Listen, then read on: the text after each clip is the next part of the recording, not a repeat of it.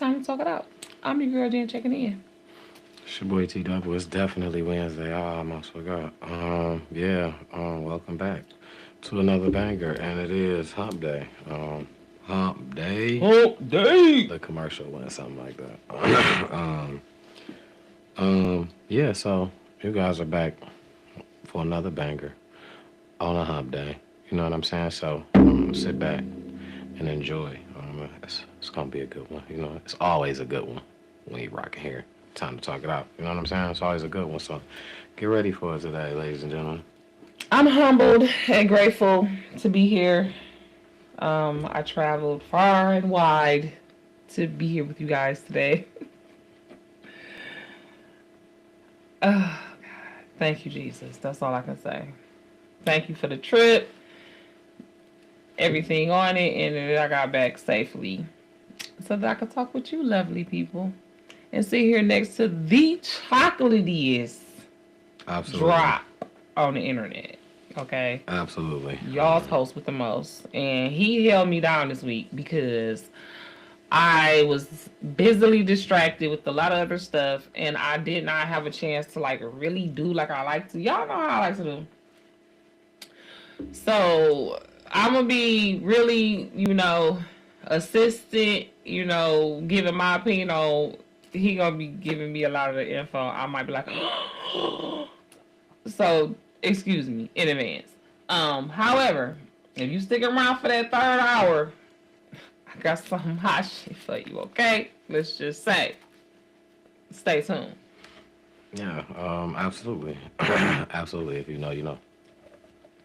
But anyway, seeing as how I'm kicking it off with you guys today. You know what I'm saying? We rolling with the punches. And y'all know how we usually rock. I want to first and foremost start off by saying rest in peace to Safari's mother. I believe his mother passed away recently. So, we usually want to show our respects, condolences to the family, you know what I'm saying? All that. Paying respects where respects due. If you got anybody who passed away along the way, you know what I'm saying? Condolences to you, your family. Rest in peace to them. You know what I'm saying? Okay, now, as we get into our Detroit situations here, it get real greasy in Detroit. And I think I want to start it off, and I wasn't even going to start it off like this. I think I want to start it off by saying, what's on 7 Mile and Gratiot? If you know, you know. The whole video that's surfacing. I have no idea what this is. And I saw that a couple of times. About the what's on 7 Mile and Gratiot. It's two men. One is proclaimed to be a Detroit artist, a rapper. And another guy is an out-of-towner claiming he's from Detroit. Allegedly. I don't know. Allegedly. Claiming he's from Detroit. So the guy tells him he's not telling the truth. Like, where you from? Like, so where you from? You know what I'm saying? I guess by the time the video comes on, I guess the dude I said I'm from the east side or whatever. Because you don't necessarily hear him say what side he's from. You don't necessarily hear him asking. But he's just asking him like, what's on 7 Mile and Gratiot then? Oh, he tried to say that to prove that he from Detroit. Yeah. That's what he asking dog. And he just kind of backed him in the corner. And dude was clearly saying, he like, I don't want no beef. I ain't even trying to, you know what I'm saying? He got his hand on it. I can feel your heart beating. He looking around. He like he trying to see he look like people pranking him like. He like, man, I don't even want, dog hit him so hard he sleep on the floor. You know what I'm saying? Wait a minute. I'm confused now. Hold on. Wait. Nah, you told the story too fast. Yeah, it was wild. I don't get it. So he walked up to the guy. They in the bathroom. They in a bathroom. Yep, they in the bathroom. And he asked, and he talking about he from the east side or he from Detroit, whatever. And he like, well, if you Detroit, then what's on 7 Mile and Gratiot? And he couldn't tell him. He just was like, dog, I ain't about to, I don't know. But he didn't want to say, I don't know. He just was like, man, I don't want to. And boy just socked him. Because he couldn't tell him what was on 7 Mile and Gratiot. Put him to sleep. That's terrible. I don't condone violence at all. I mean, put dog to sleep. It's like they was in a bar in the bathroom. And dog just kept, literally the video, he asked him, what's on 7 Mile and Gratiot like 6 times. Like, what's on 7 Mile and Grass? He even slowed it down for him. Like, you know, you could tell, like, dog, the way he pulling his pants up.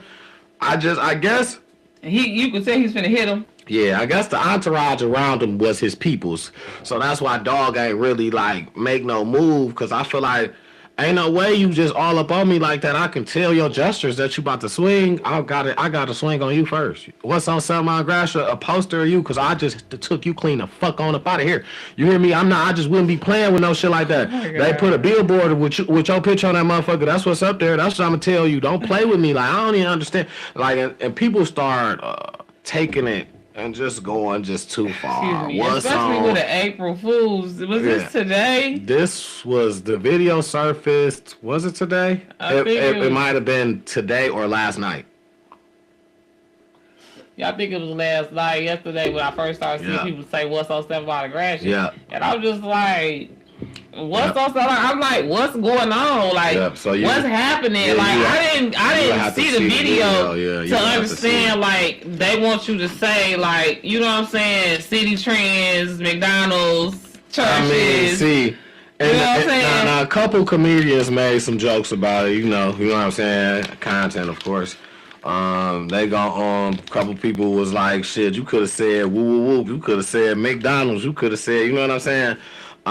McDonald's, the church has been there for 45 years. Yeah, and then the other little internet comedian, he went over there and act like he was taking notes, like what's on 7 Mile? You got City Trends. You got this, you know what I'm saying? Like, just in case somebody asks him what's on 7 Mile and Grass, he over there writing this shit down. Like, you know what I'm saying? Apparently, you better know. It was. And if a motherfucker from the west side, they have no clue.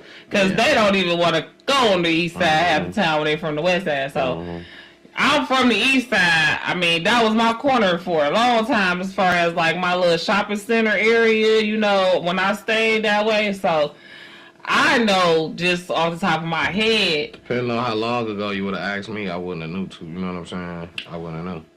And I mean, really, if I hadn't been over there just the other day, I wouldn't have known for sure because shit changed. That City Trends could have changed to something else. True. You know what I'm saying? Now, I know for a fact, I ain't gonna say I know for a fact, but I doubt very seriously that McDonald's or that church has changed.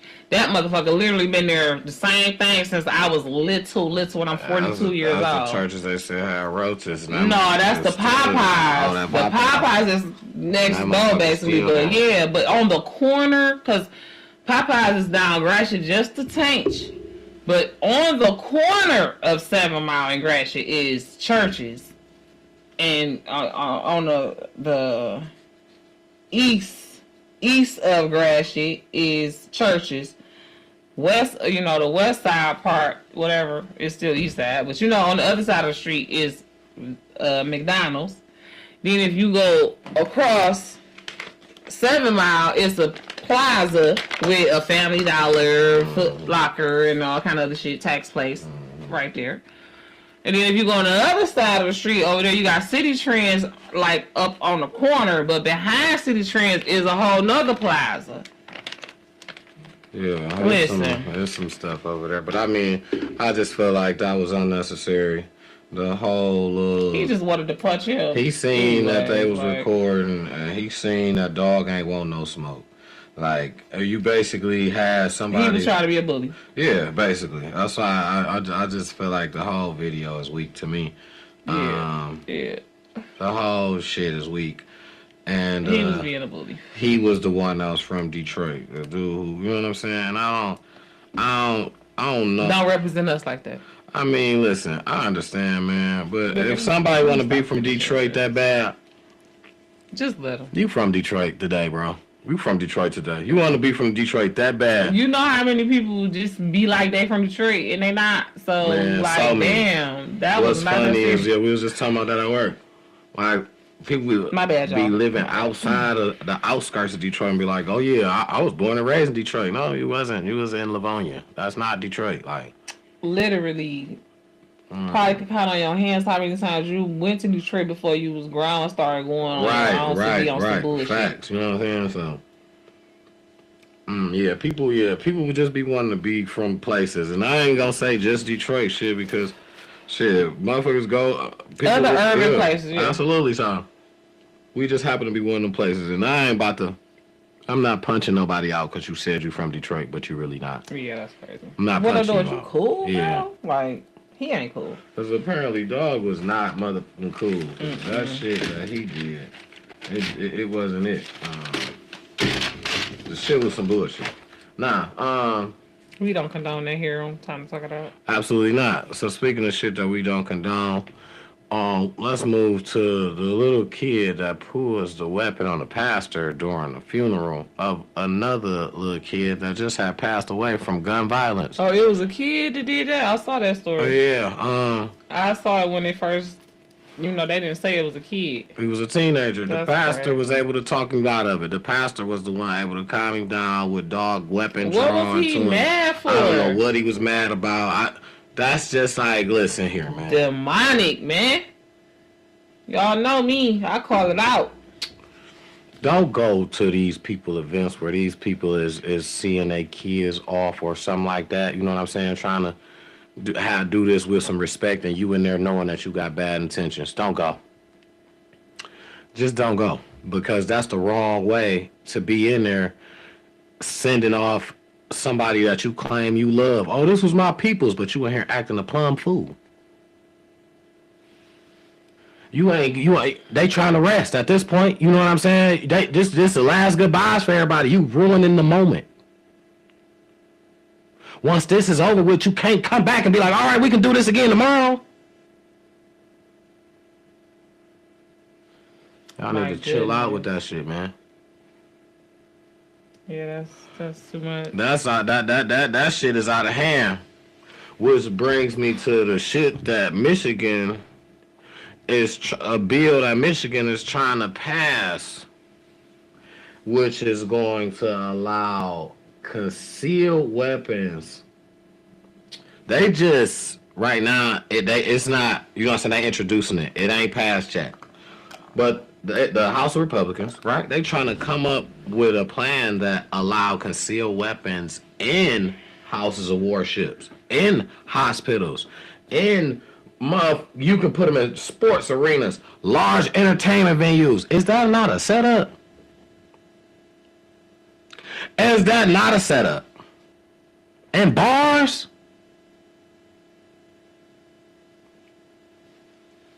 You telling me you get in trouble if you get caught doing something with a weapon, especially if you're under the influence.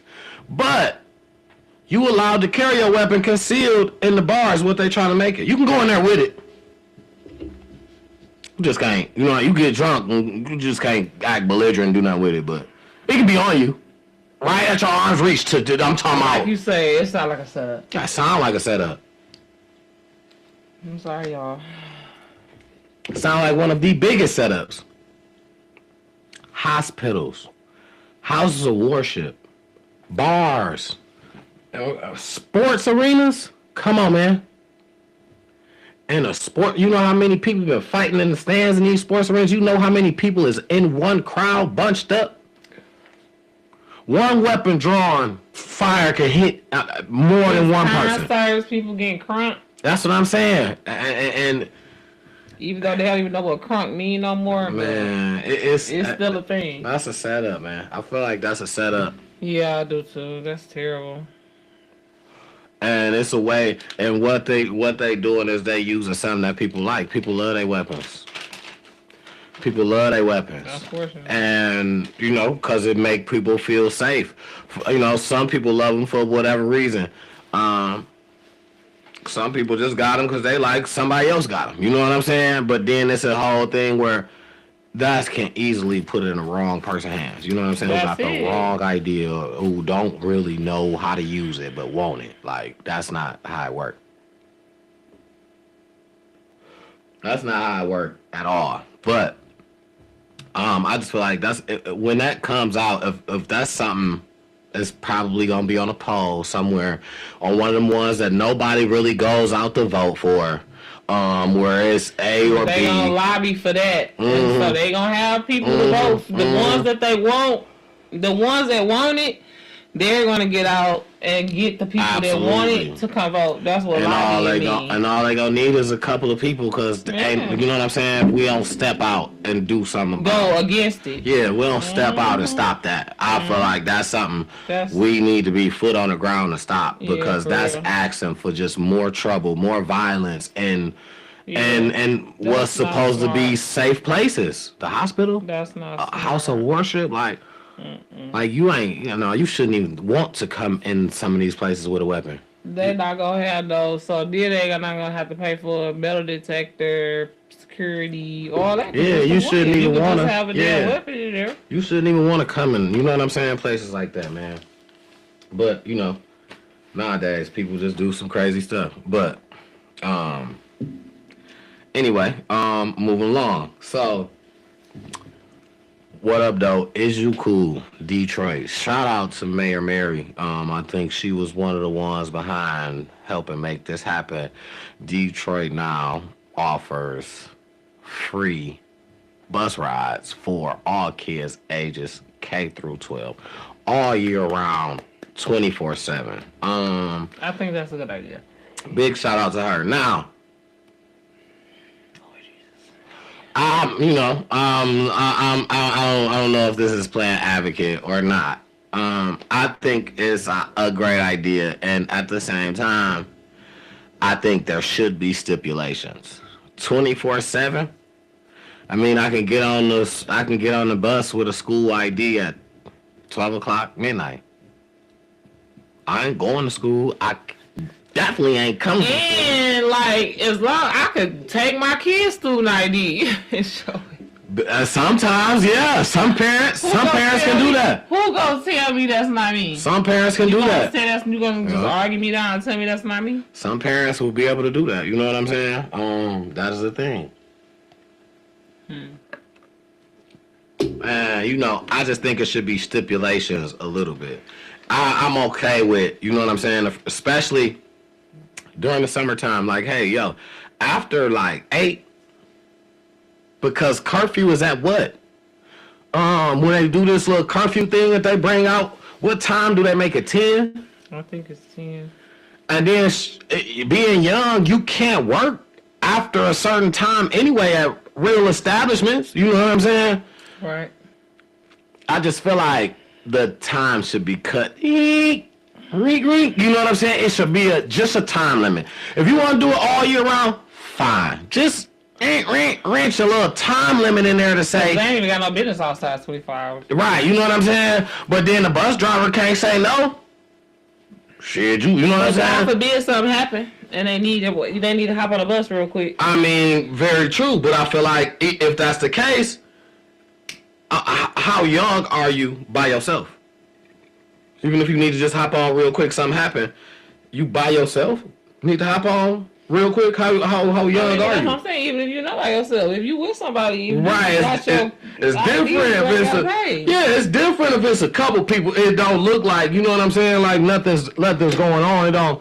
But so you know what I'm saying. But I feel like, okay, put a scenario on it like this. Whoa, somebody say, all right, we'll just start spreading a social media post or something during this day.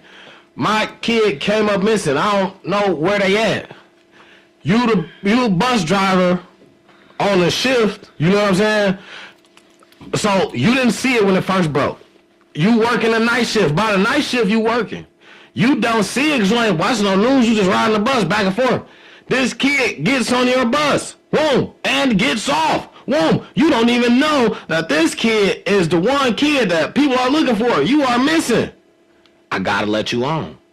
I can't even say nothing. I don't even know that you even say nothing. You know what I'm saying? I mean, well, if I don't know nothing, yeah, you're right, yeah. Mm-hmm. And I say because I feel like, and I even related it to back when I was young. I ran away before. I ran away with my siblings. I didn't have no money to get. I wish I did. Like, you know what I'm saying? Would I have got on the bus?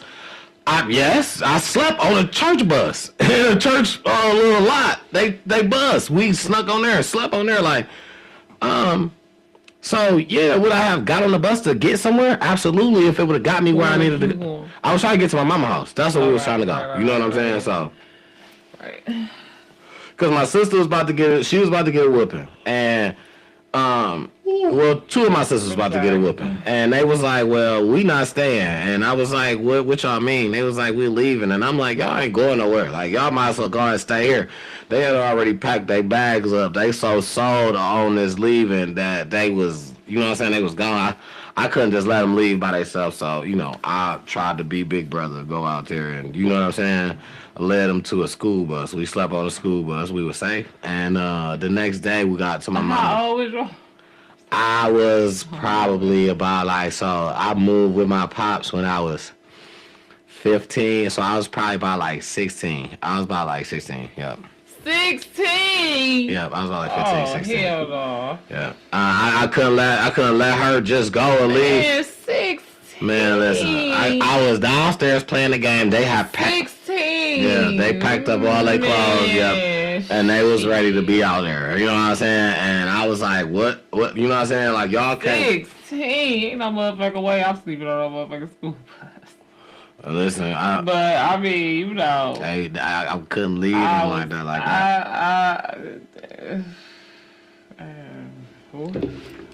I had to do it. Slept there.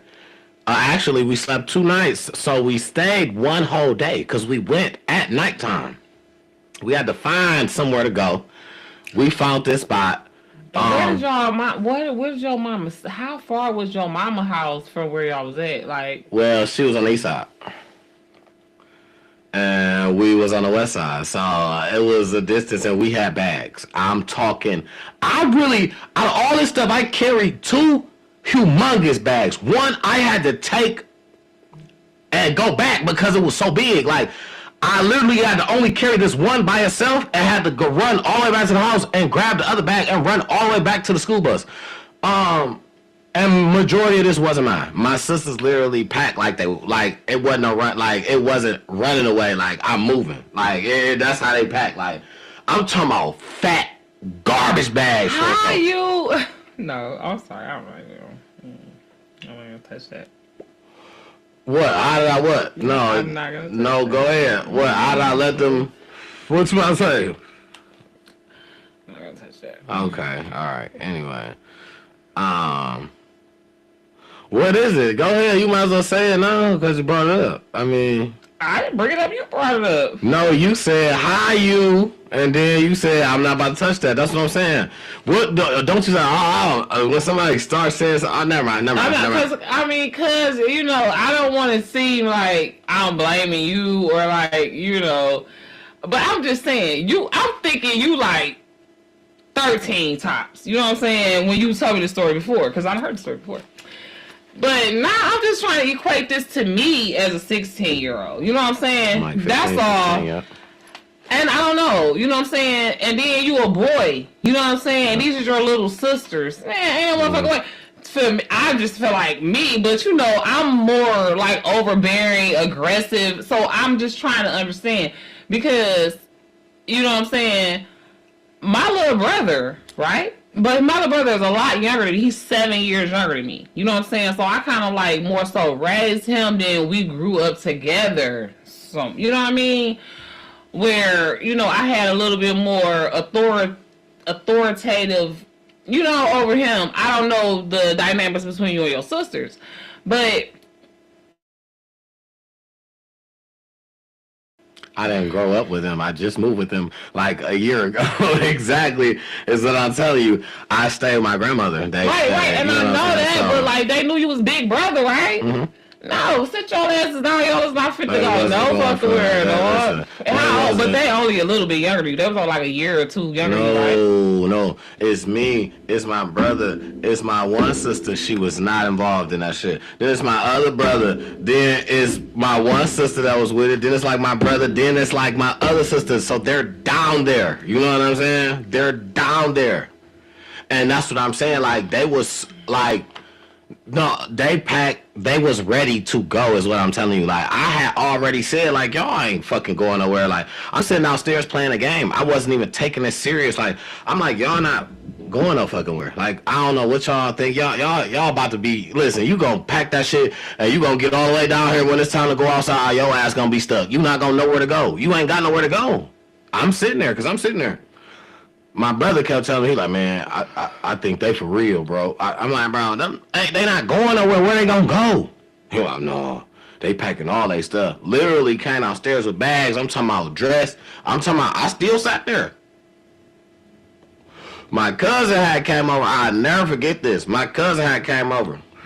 This was just ironic that he came because he don't come over every day. But he was young like us. He was young. He was younger than me. He was more so. Because the thing is, they got caught sneaking her sister in the house, which is our cousin. But my pops was like, no company because y'all ain't been cleaning up. You know what I'm saying? So they got caught by his wife. She synced them because they was under a blanket, but she synced all her feet. She like, it's somebody else under there because, you know what I'm saying? Like, I'm not dumb. So she ain't say nothing to them. She immediately called dog. Woo woo. He like, oh, all right, put them on the phone. So she go and, you know what I'm saying, get them on. He like, I'm beating everybody ass. Don't even worry about it. When I get back, y'all get your ass beat. Whoop, I told y'all to do dot. You feel me? So this is like 3, 4 o'clock in the afternoon. They in this motherfucker crying all day, panicking. I'm talking about. First of all, they really thought. First of all, it was so. I know they got their ass beat when they got found on the bus or whatever the fuck. We didn't get found on the bus. We made it to my mama's house, successful. The runaway plan that I came up with on the fly was if it was a mission on GTA success. Shit, we would have got paid. We got there. You know what I'm saying? We didn't get caught on the bus. We got to my mama's house and basically, they had to talk because my mama was staying with my uncle at the time, which he had a nice little crib, but it was just like with everybody in here, this mother full now, and he let us stay for a nice little minute. You know what I'm saying? But it was just like, him and my mama had to talk because it's like, shit, you could still get them every weekend, shit like that, but he like, them niggas ran away. I need to holler, you know what I'm saying? So we all went back and, yeah, he had to come. Well, I had to go back. This was the funny part. I stayed with him, but when I got picked up, I had to go back to my grandma's house. And I'm like, huh? Like, how do this work? This is a reset. Fucking restart. That ain't how this shit supposed to be. I stayed here when I ran away, nigga. This is where I should come back to. And that's what you thought. No, you going back to the big house or whatever. Basically, I had to go. Yeah, you going back up under Master so Master can watch your ass. Because... and then same. You gotta run away. When I went back though, I wasn't in trouble with my grandma. My grandma didn't even say it. Cause I technically never ran away from her house. I just used to sneak out at nighttime. You know what I'm saying? I caught doing that too. But I had to run doing it for so long. You know what I'm saying? I just used to sneak out at nighttime. I never ran away from her house. No matter what. I came back. No matter what I've been through over there, I never left with intention to be like, I'm gone. So she always felt like, well, shit, he'd rather.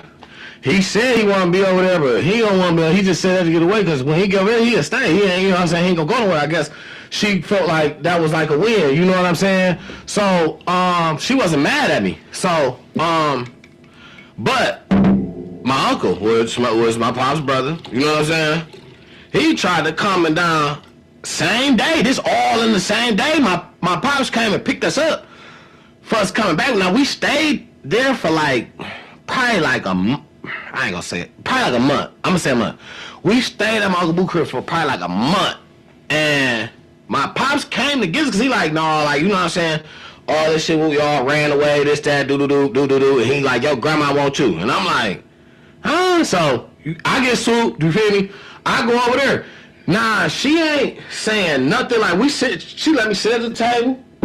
We talking regular. She just asking me, like, what happened? Like, you know what I'm saying? So, where did y'all go? And then, you know what I'm saying? How y'all asking me regular questions. Nah, this is my grandma, you feel me? My pops, he already passed me to her. Anybody else in between these two, I was with my mama. Anybody else in between these people besides my granddad, I know he wasn't about to say, you know what I'm saying? You really ain't got nothing to say to me. Man, my uncle came out the blue trying to talk crazy.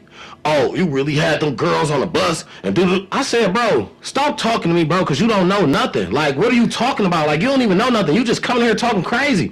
My grandma was like, you better leave that boy alone. He got up in my face. Why you do that? Why you take them kid? I said, bro, you better get out my face. Oh, we could take this outside. Let's go outside right now. Oh, everything I love right now. My grandma kept calling, Ken, leave that boy alone. I'm on my way. I done took everything off. I'm outside. What's up? I'm outside. That's one day, uncle or not, that boy was about to catch right and left. You hear me? I was about to sleep, dog. I was about to sleep. Hey, I can just imagine 16-year-old you already mad and like feeling some type of way because everything you done went through, you done been on this adventure, you done been, like you say, like, nigga, do you know what I had to go through? Do you think I wanted to have to go through that shit? Now you gonna sit up here trying to throw it up in my face? And nigga, who is you? Like, I know nigga, who is you? At some point, who are you? As a teenager too, you just man, I was flipping on dog. I'm talking about, I got to going so crazy. I'm talking about, I literally ran outside. He said, I ran outside. I can imagine. My grandma, I'm talking about, leave him alone. They like, leave him alone. He's feeling himself. He's smelling himself. She like, you better leave him alone. You better put your hands on that boy. She just, I feel like she had never seen me on fire like that. I never got to the moment where, you feel me, I was just on tip. You know what I'm saying? That's your uncle. Yeah. So you supposed to give him some respect, you know what I'm saying? But at this point, you done flipped out. And you done been gone for 3 days. You don't know who coming back. You don't know what this boy on. Man. She like, that boy been gone for 3 days. You don't know what he I've been gone for like 30 days. Yeah, I've been gone for like a month.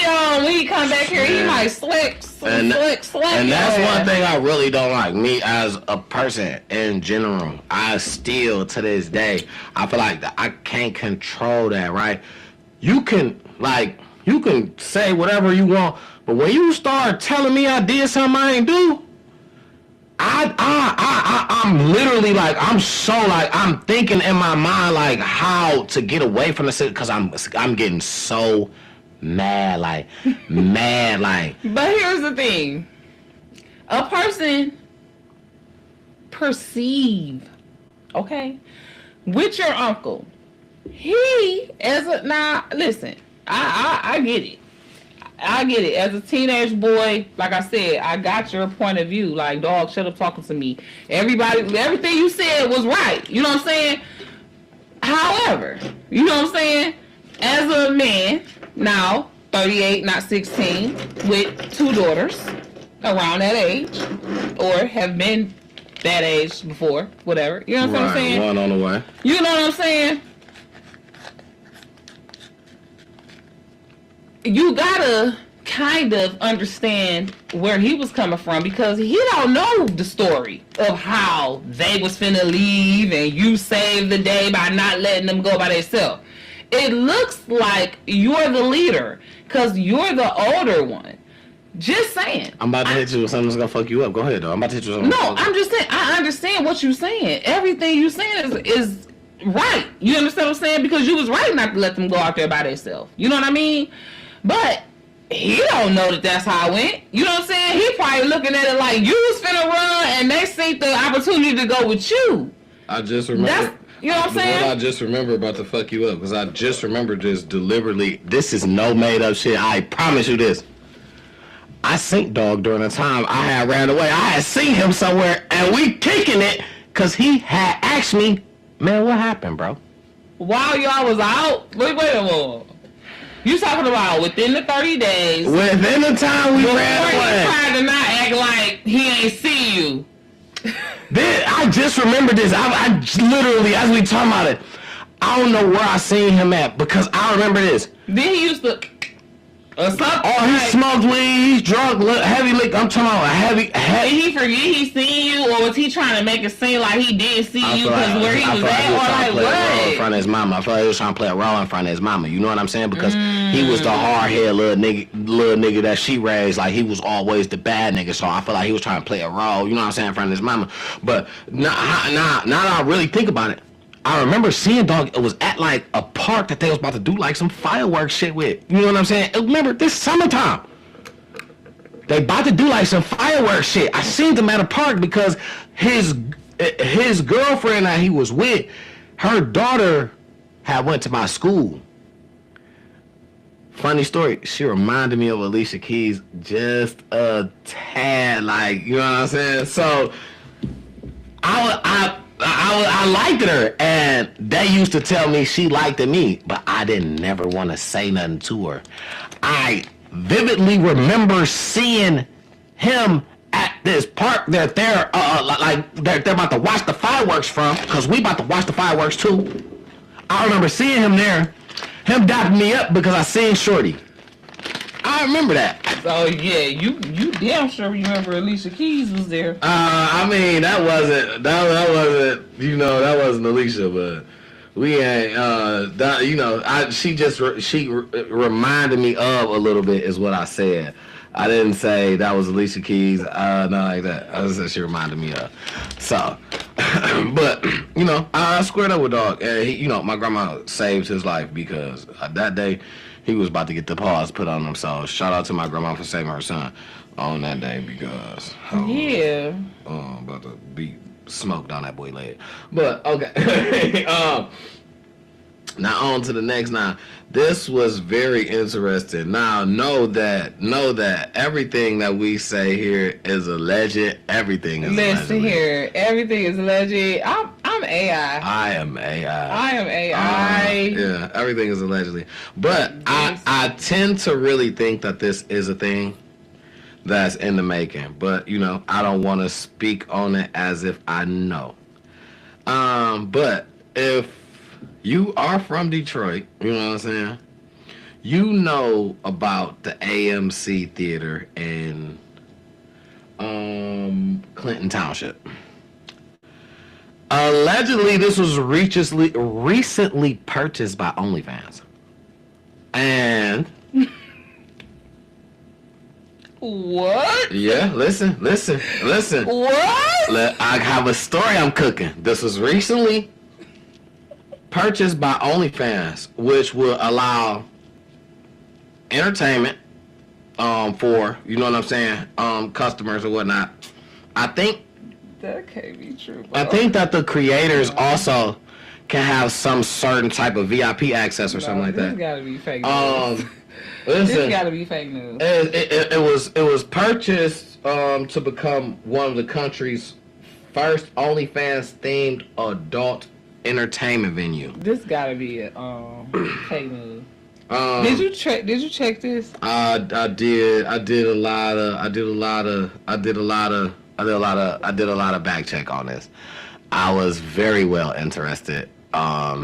Very well interested. So, yeah, I did a lot of back. I did a lot. But you know, like I say, allegedly, because I could have just been down the wrong rabbit hole. Allegedly, you know what I'm saying? But like I said, I tend to think that this is very real. And remember that you heard it first here on Time to Talk. I don't think it's real, y'all. Listen, poll. This is a perfect time to ask y'all a question. Now, first off, two questions. One, have you heard about this? And two, do you think it's real? Yeah. Just answer yes or no for either. Have you heard about it? Leave us a comment below. Do you think it's real? Have you heard about it, and do you think it's real? In Clinton Township? Clinton Township.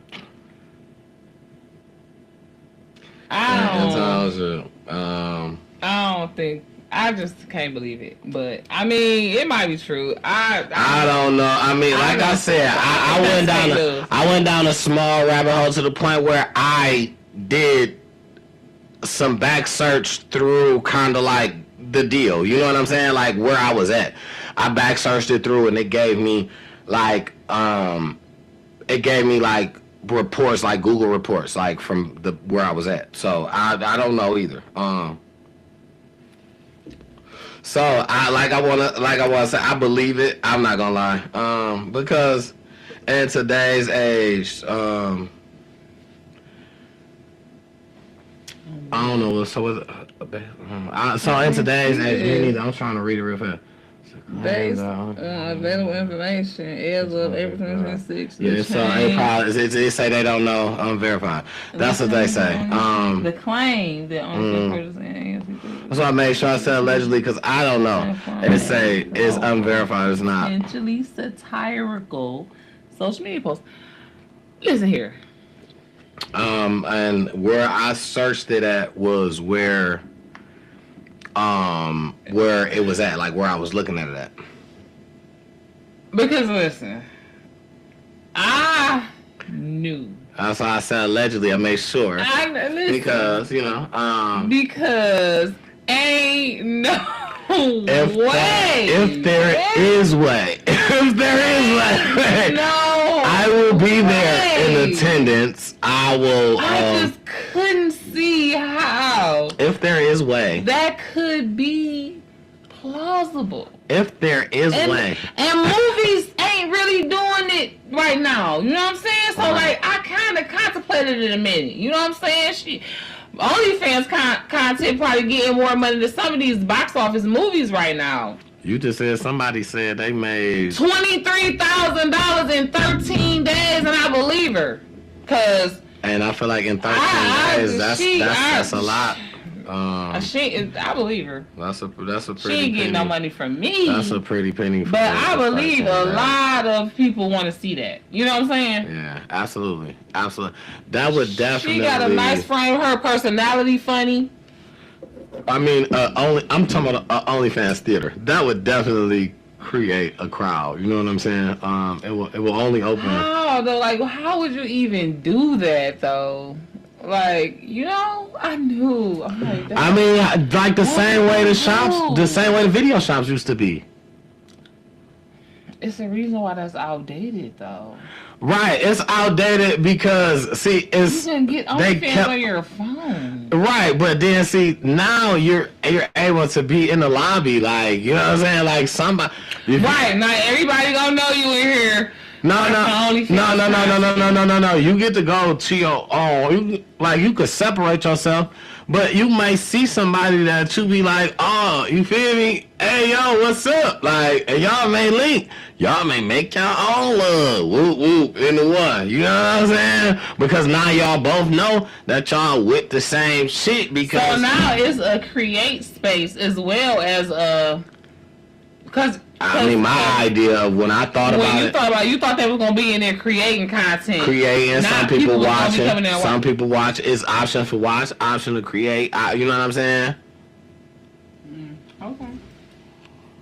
Hey, I ain't mad. Because I thought about. I ain't mad at the idea. Yeah, I immediately thought about, right, like, that would mean, like, you know what I'm saying? Like, the people who have a creator's page would be able to go in there and access their creator page and then create, like how, you know what I'm saying, people that don't have the creator page can only, you know what I'm saying, you would only be able to go in there and watch, or you can watch live or watch people live creating, you know what I'm saying, like that type.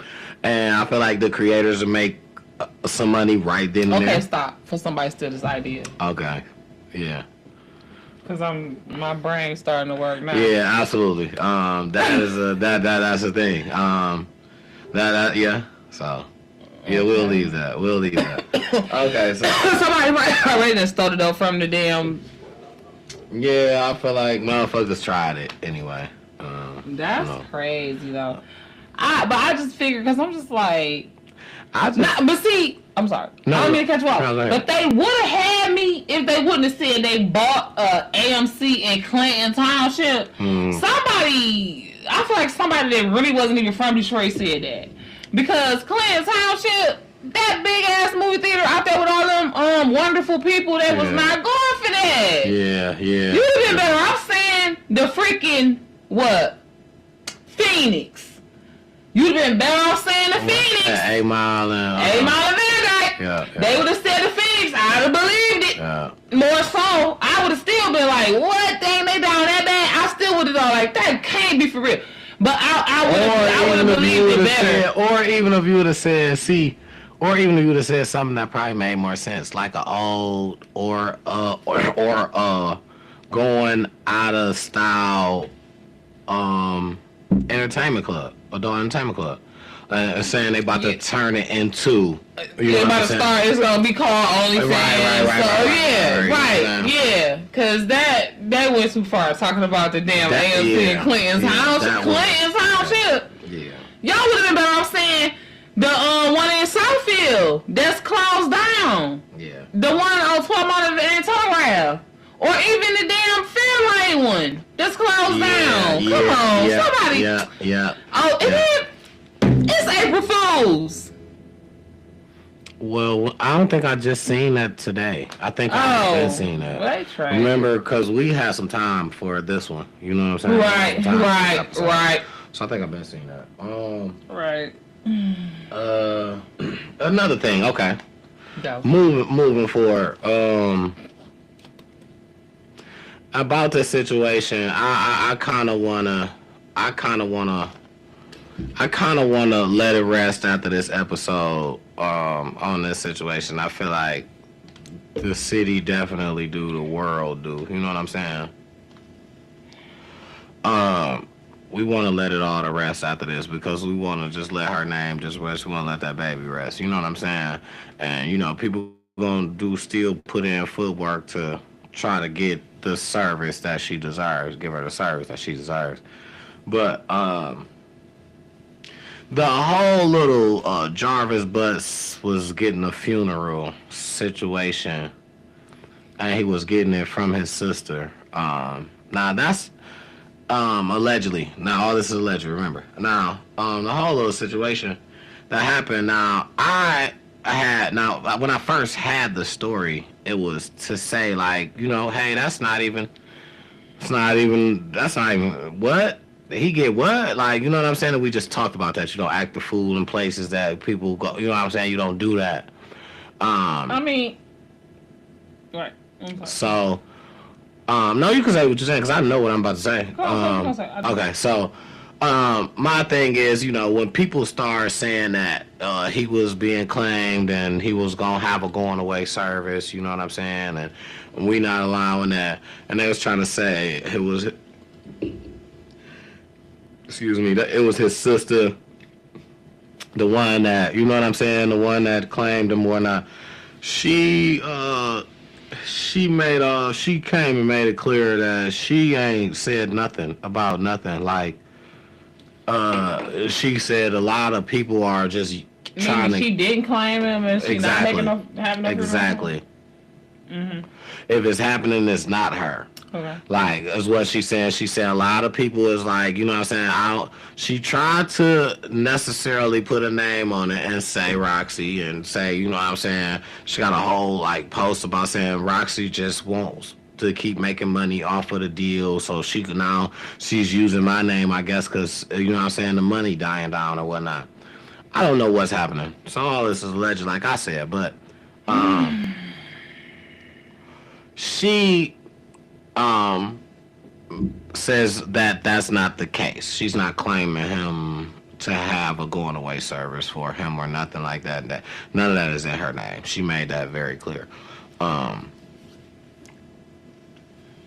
But before I had seen any of that, the whole thing about it was if that is happening for someone to be able to do so, why I don't like the situation is because why is it so easy for his remains to just say, oh, hey, be handed over?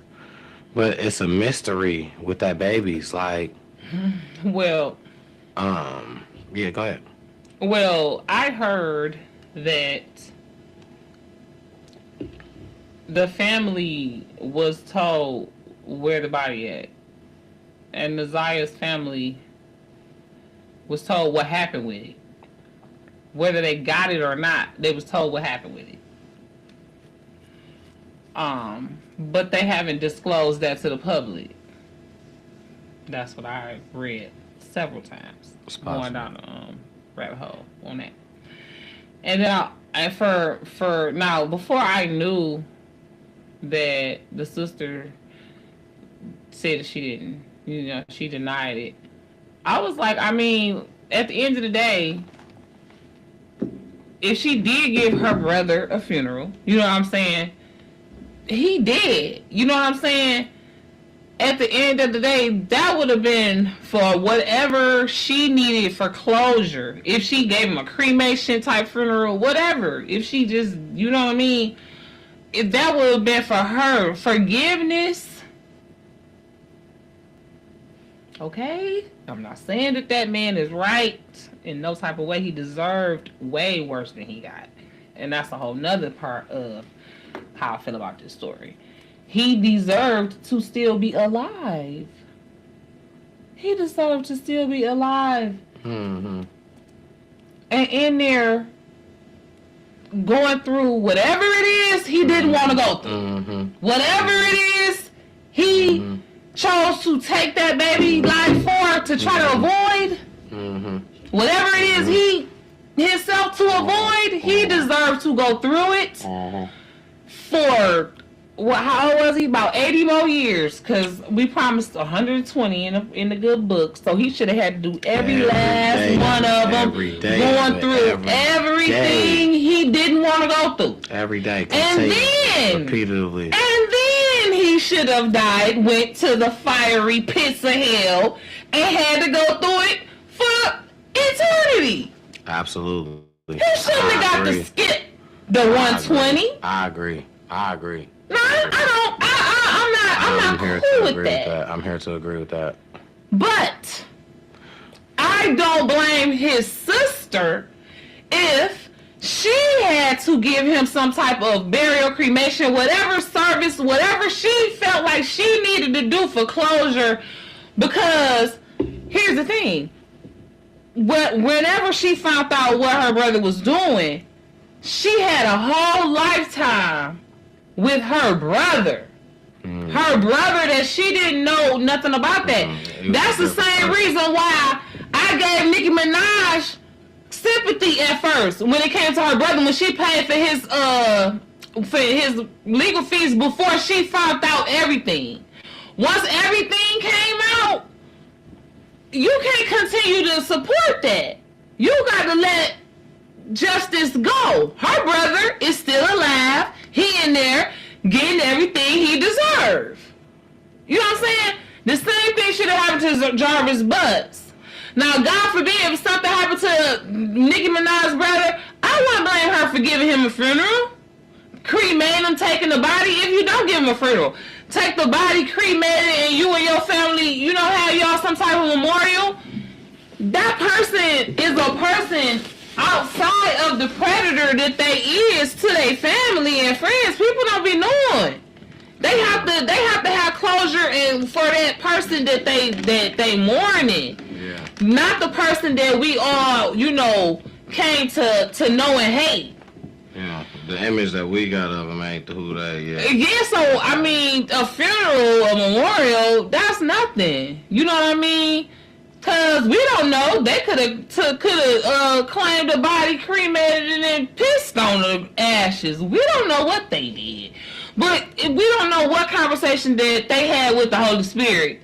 So we can't judge that. Set it up to call my girl Kayla Crane. Shout out Kayla Crane. Is she out? Nah. Oh, that's my dog. Yeah, shout out Kayla Crane. Yeah, we need to put some on her books. She's still locked up, right? Yeah, but no, that's just real. Talking about the cremate. Yeah, get that dead again.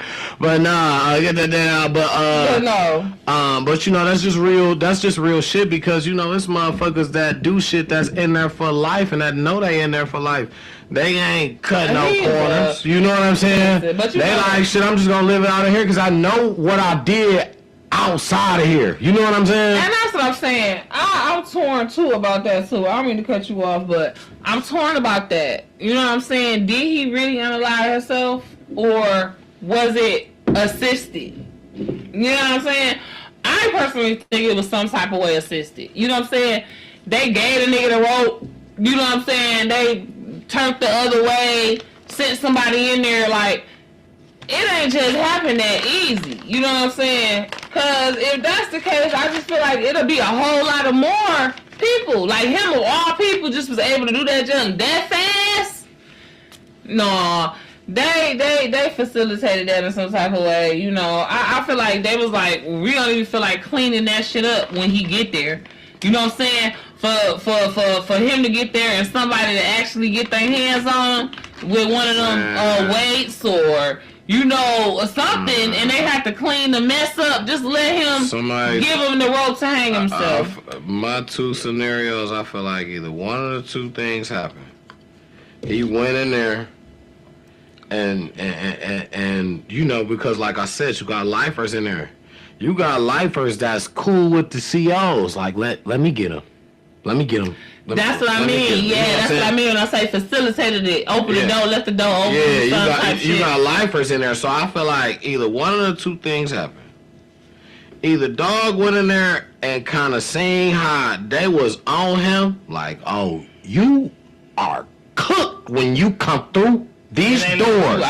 I can't wait to get you. I can't wait to get you. And because I thought it was so fast, I feel like it was either that or somebody gave dog the inside. Like, bro, you better off just doing yourself, bro. Don't go through there. They gonna torture you. You better if you go through there. You better know they about to let them do whatever they want with them guards. About to let them do whatever they want with you. You better off just doing yourself, bro.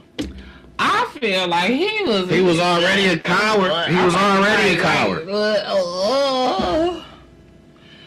He was already a coward. The coward was all in him. He been a coward. You know what I'm saying? You preying on kids like he's a coward. He's been a coward. He a person that you know. Yeah, so I'm just about to throw up. That's just to me thinking about it. Like my whole two scenarios. That was just it for me. Like my whole two scenarios. Either somebody told dog to do that because he wasn't gonna like it, or he seen how hungry they was to get to him. Yeah, well, you know, I just rot in pieces. That's what we'll say to him. Bro, if you don't get out of here making all that noise. I just pray that... You want to get the fuck on.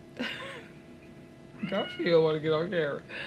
I pray that the survivors, you know, get the help that they need. And, like, people really do. Like, I don't know what's going on with Roxy.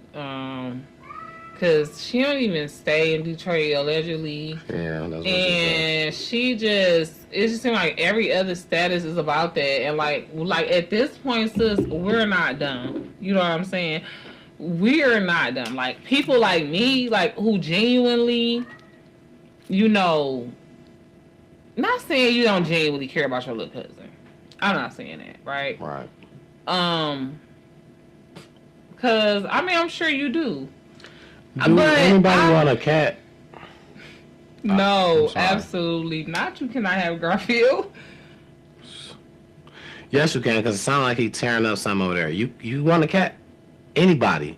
Drop you leave me a comment with a cat in there, and the cat emoji is gonna look just like him. He look just like the cat emoji. If you want a cat, free. Free. I come with 2 litter boxes and a bowl, 2 bowls. I'll give you 2 bowls, 2 litter boxes, 2 bowls. See? Yeah. He ready. Ain't you ready? He said, yeah. Okay, so, no, go ahead, finish. I'm sorry. I didn't mean to cut you off. He just getting on my nerve. I don't even remember what I was going to say, and it don't even matter. I'll cut you off.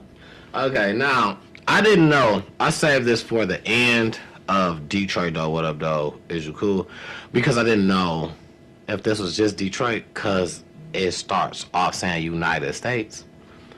But this was a big one for me, because I was like, so what the fuck we supposed to do? United States Postal Service.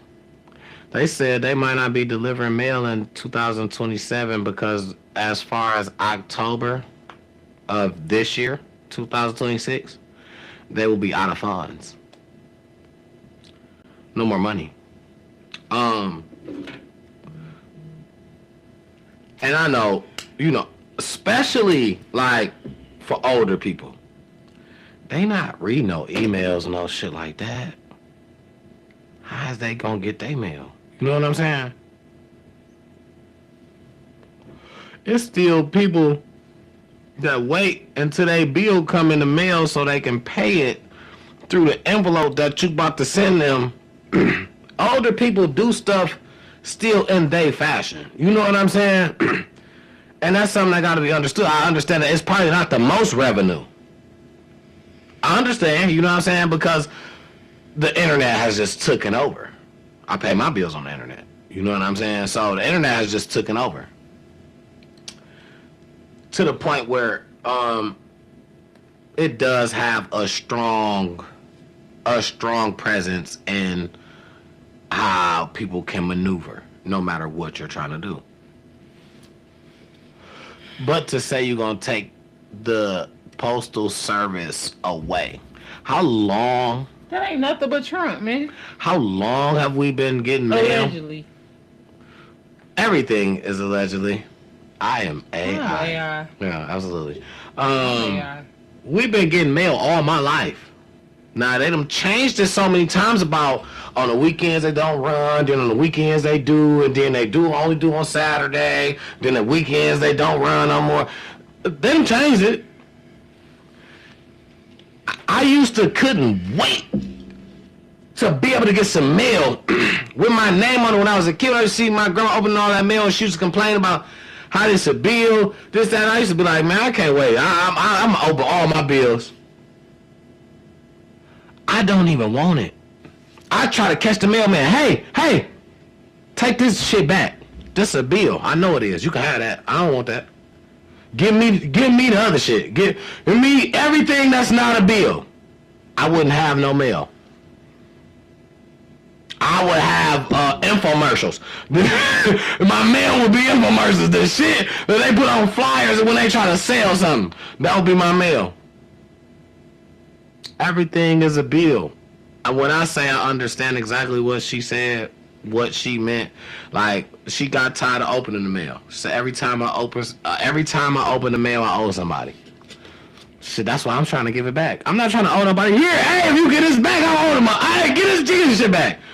I'm not trying to owe no motherfucking body. That ain't. Listen, let me give you this mail because I don't want to open it. Because if I open it, then I owe somebody. I ain't opening it, but you know.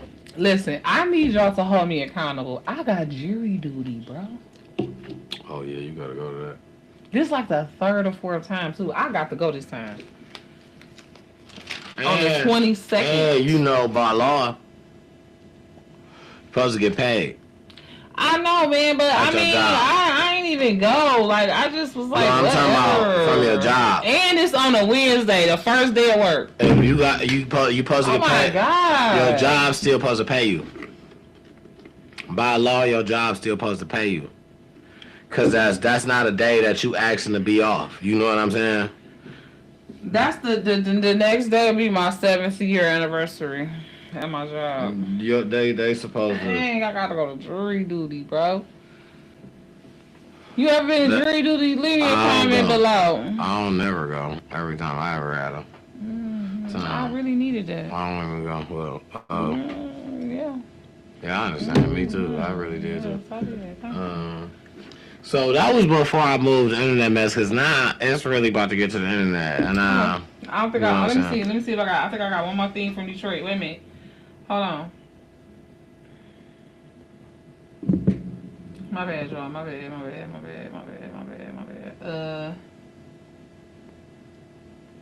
Oh no. Oh yeah. Listen, speaking of the dang on USPS, okay, a machine gun mailed through the USPS is missing, and the last place it was at was in Detroit. Wait. You can mail a machine gun? Like, yeah, that person paid $25,000. They mailed it through certified mail.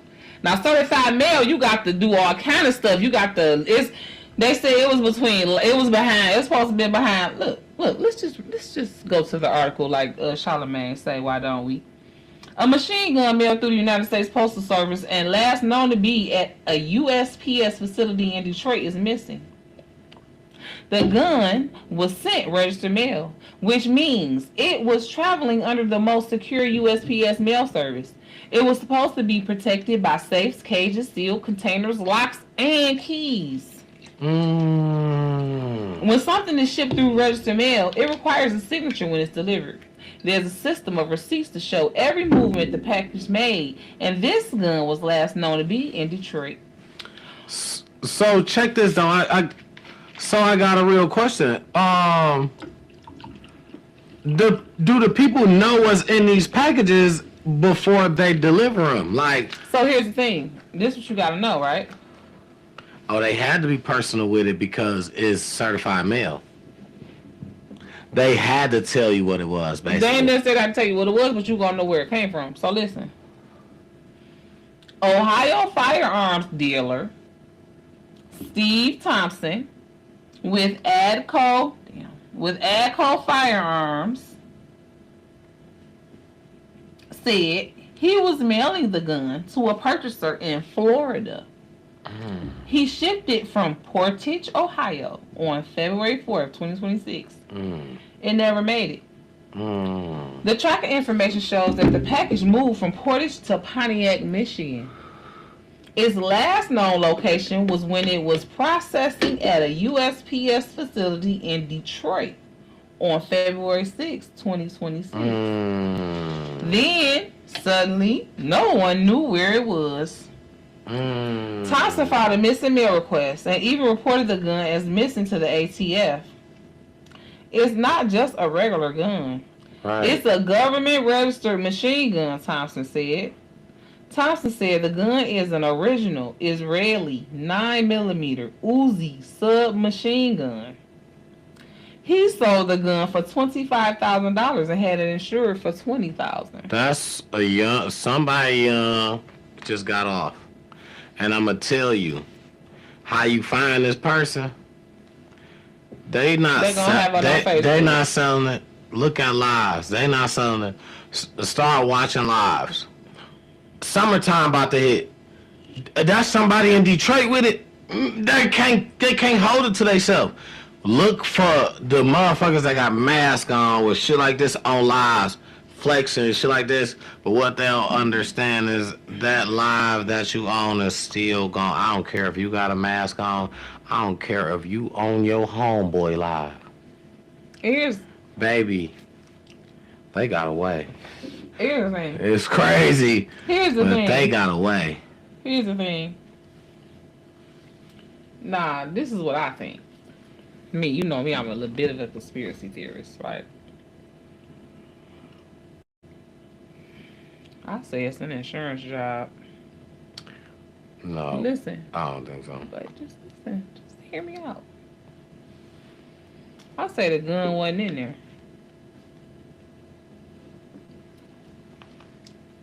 And they picked a good spot, Detroit, to blame it on. They had some type of inside connect, you know what I'm saying, something like that. Listen, because let me finish the story. I ain't done with the story. Nah, I stopped at the fact that it was he sold it for $25,000, insured it for $20,000 insurance policy. He sold it for $25,000. Now, who's to say that's true?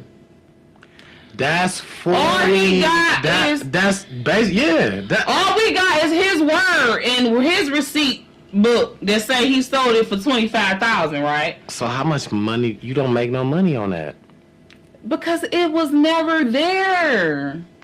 It's not there. It was the gun was never there. He never sold it for $25,000. This is all a fucking legend. I'm AI, okay? But this is my theory, okay? The gun was never there. He picked a good spot. He's sending it from Portage, Ohio. You know how they feel about Detroit and Detroiters. Oh, they have easily somebody from one of those thugs.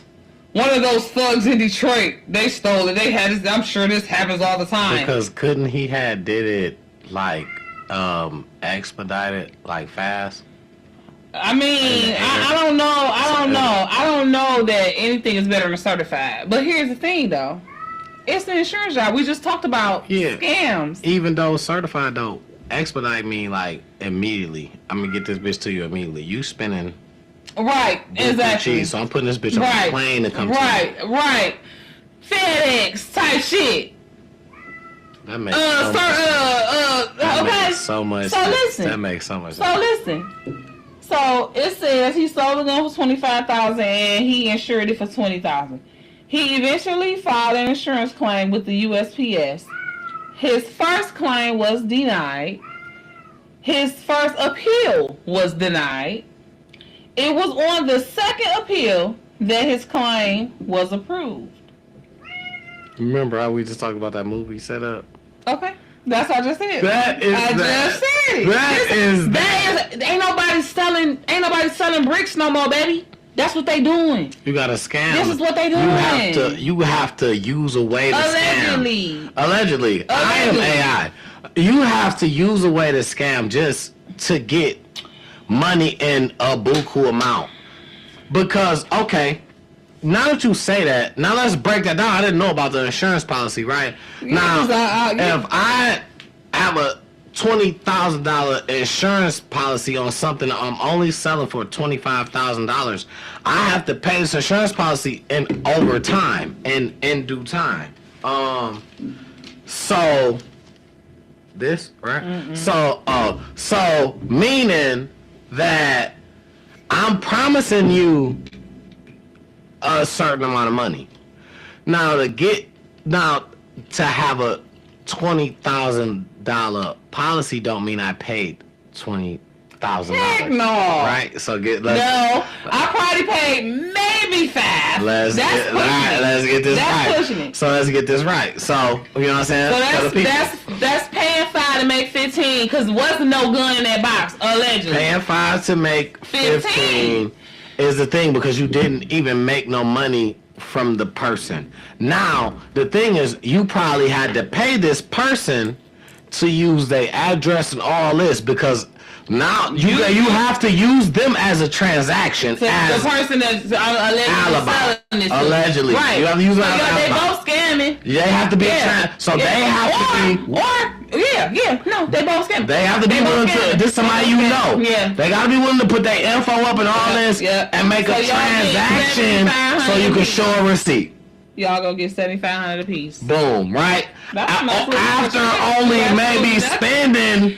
Cause he's spending $5,000, so he probably gonna take the bigger. Split it with me. Split the $5,000 with me. He gonna take the bigger because he putting down the $5,000. Or he gonna say you give me $2,000. I'm put down a $3,000. I give you $5,000 something. I'll take like $9,000 something. So listen, this is the arms dealer. Clearly, somebody in the Detroit plant knows what happened, and there's got to be some finger pointing, and nobody's admitting anything. That's what Thompson, the arms dealer, said. See, he said, Thompson said after the investigators at Local 4 started asking questions, someone from the USPS contacted him and said they were investigating. So all of this is coming from Thompson, right? The arms dealer who filed the claim and got the $20,000. Right. And so he covered his ass by talking to the news to try to make it seem more and more credible that it was a gun in this box, but it was never a gun there. That's the thief. That's why the gun. Whatever was in that package when it was in Portage and Pontiac, it wasn't a gun. It probably was the rocks or something. So, the weight of the gun. But it wasn't the gun. If we're dissecting a moment, right? Let's play investigator for a second. If we're dissecting the moment, the thing is, why did it stop where it's at though? So do he know somebody there too? I just told you why. We're talking about why did it stop where? In Detroit? Right. Why did it still I just told you why. I just told you why.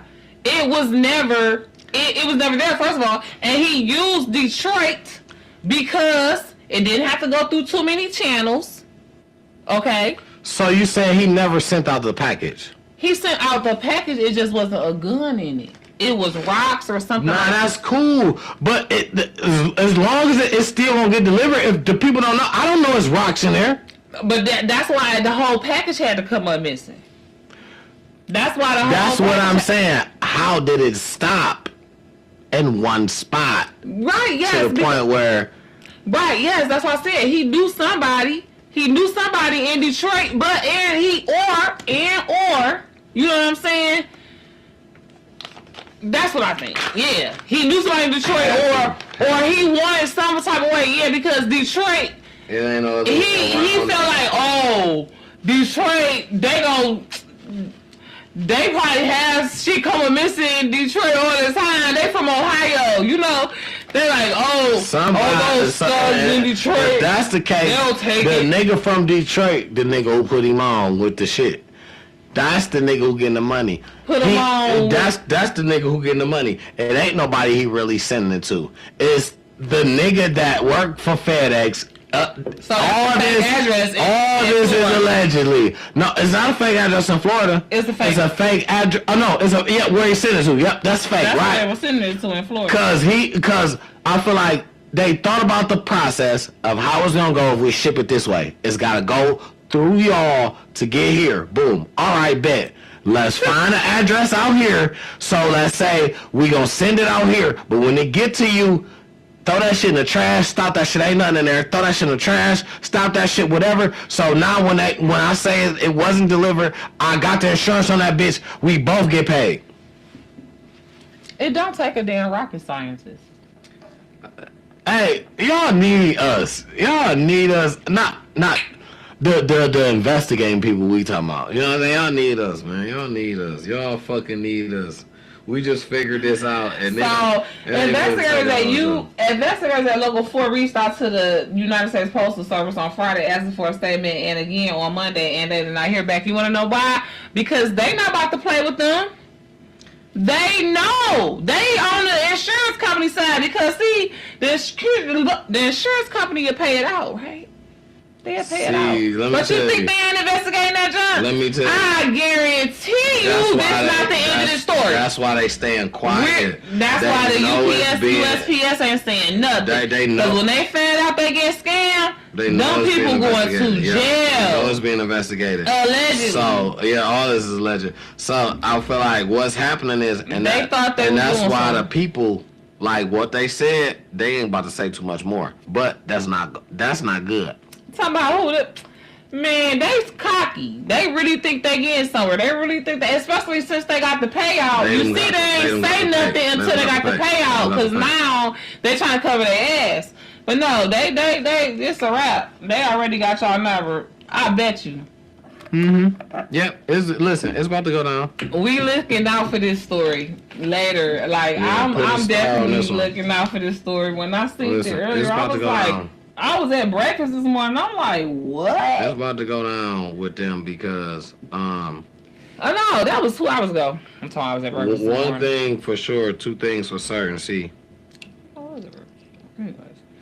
that money, you know what I'm saying? You got. It ain't even no money. Oh my God, man. But them cases that you get with that money, anything involving money, listen, for some reason, that should just be like, listen, it be some shit that they go in the lab or they pull some shit out, and you know what I'm saying? And feel like they work harder when it's like a money situation, especially like some federal shit. It's like they work harder during that time than actually like everybody. FBI them, listen. They will sit back. They working in the behind the scenes. You thinking you got away with it. You spending money. You taking trips. They watching your ass. Wilding out in the bars and the clubs, acting like you. Yeah. All of that. You didn't spend so much money. You done got greedy and went back. Did it 2-3 times because you think you got away with it. They watching you so close. They on your social media. They friends with you on Facebook. You don't even know. The more you do, the better for them, because the better their case, And the longer your ass gonna be locked up. Mm-hmm. You just, the more you do, you going from misdemeanor to felony. You know what I'm saying?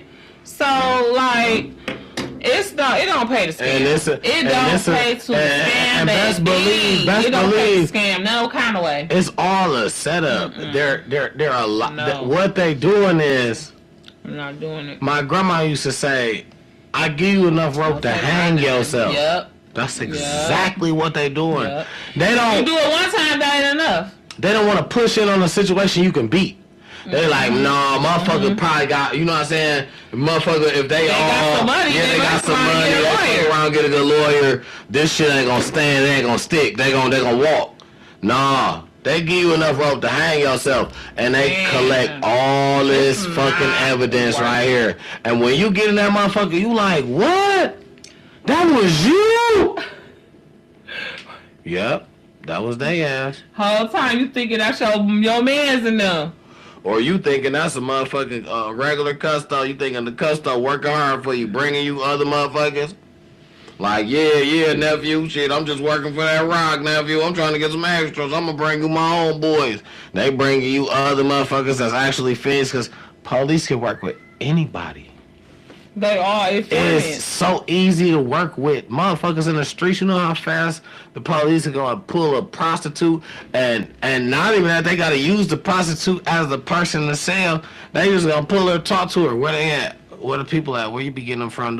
You know why? Because they threaten motherfuckers with jail for no reason.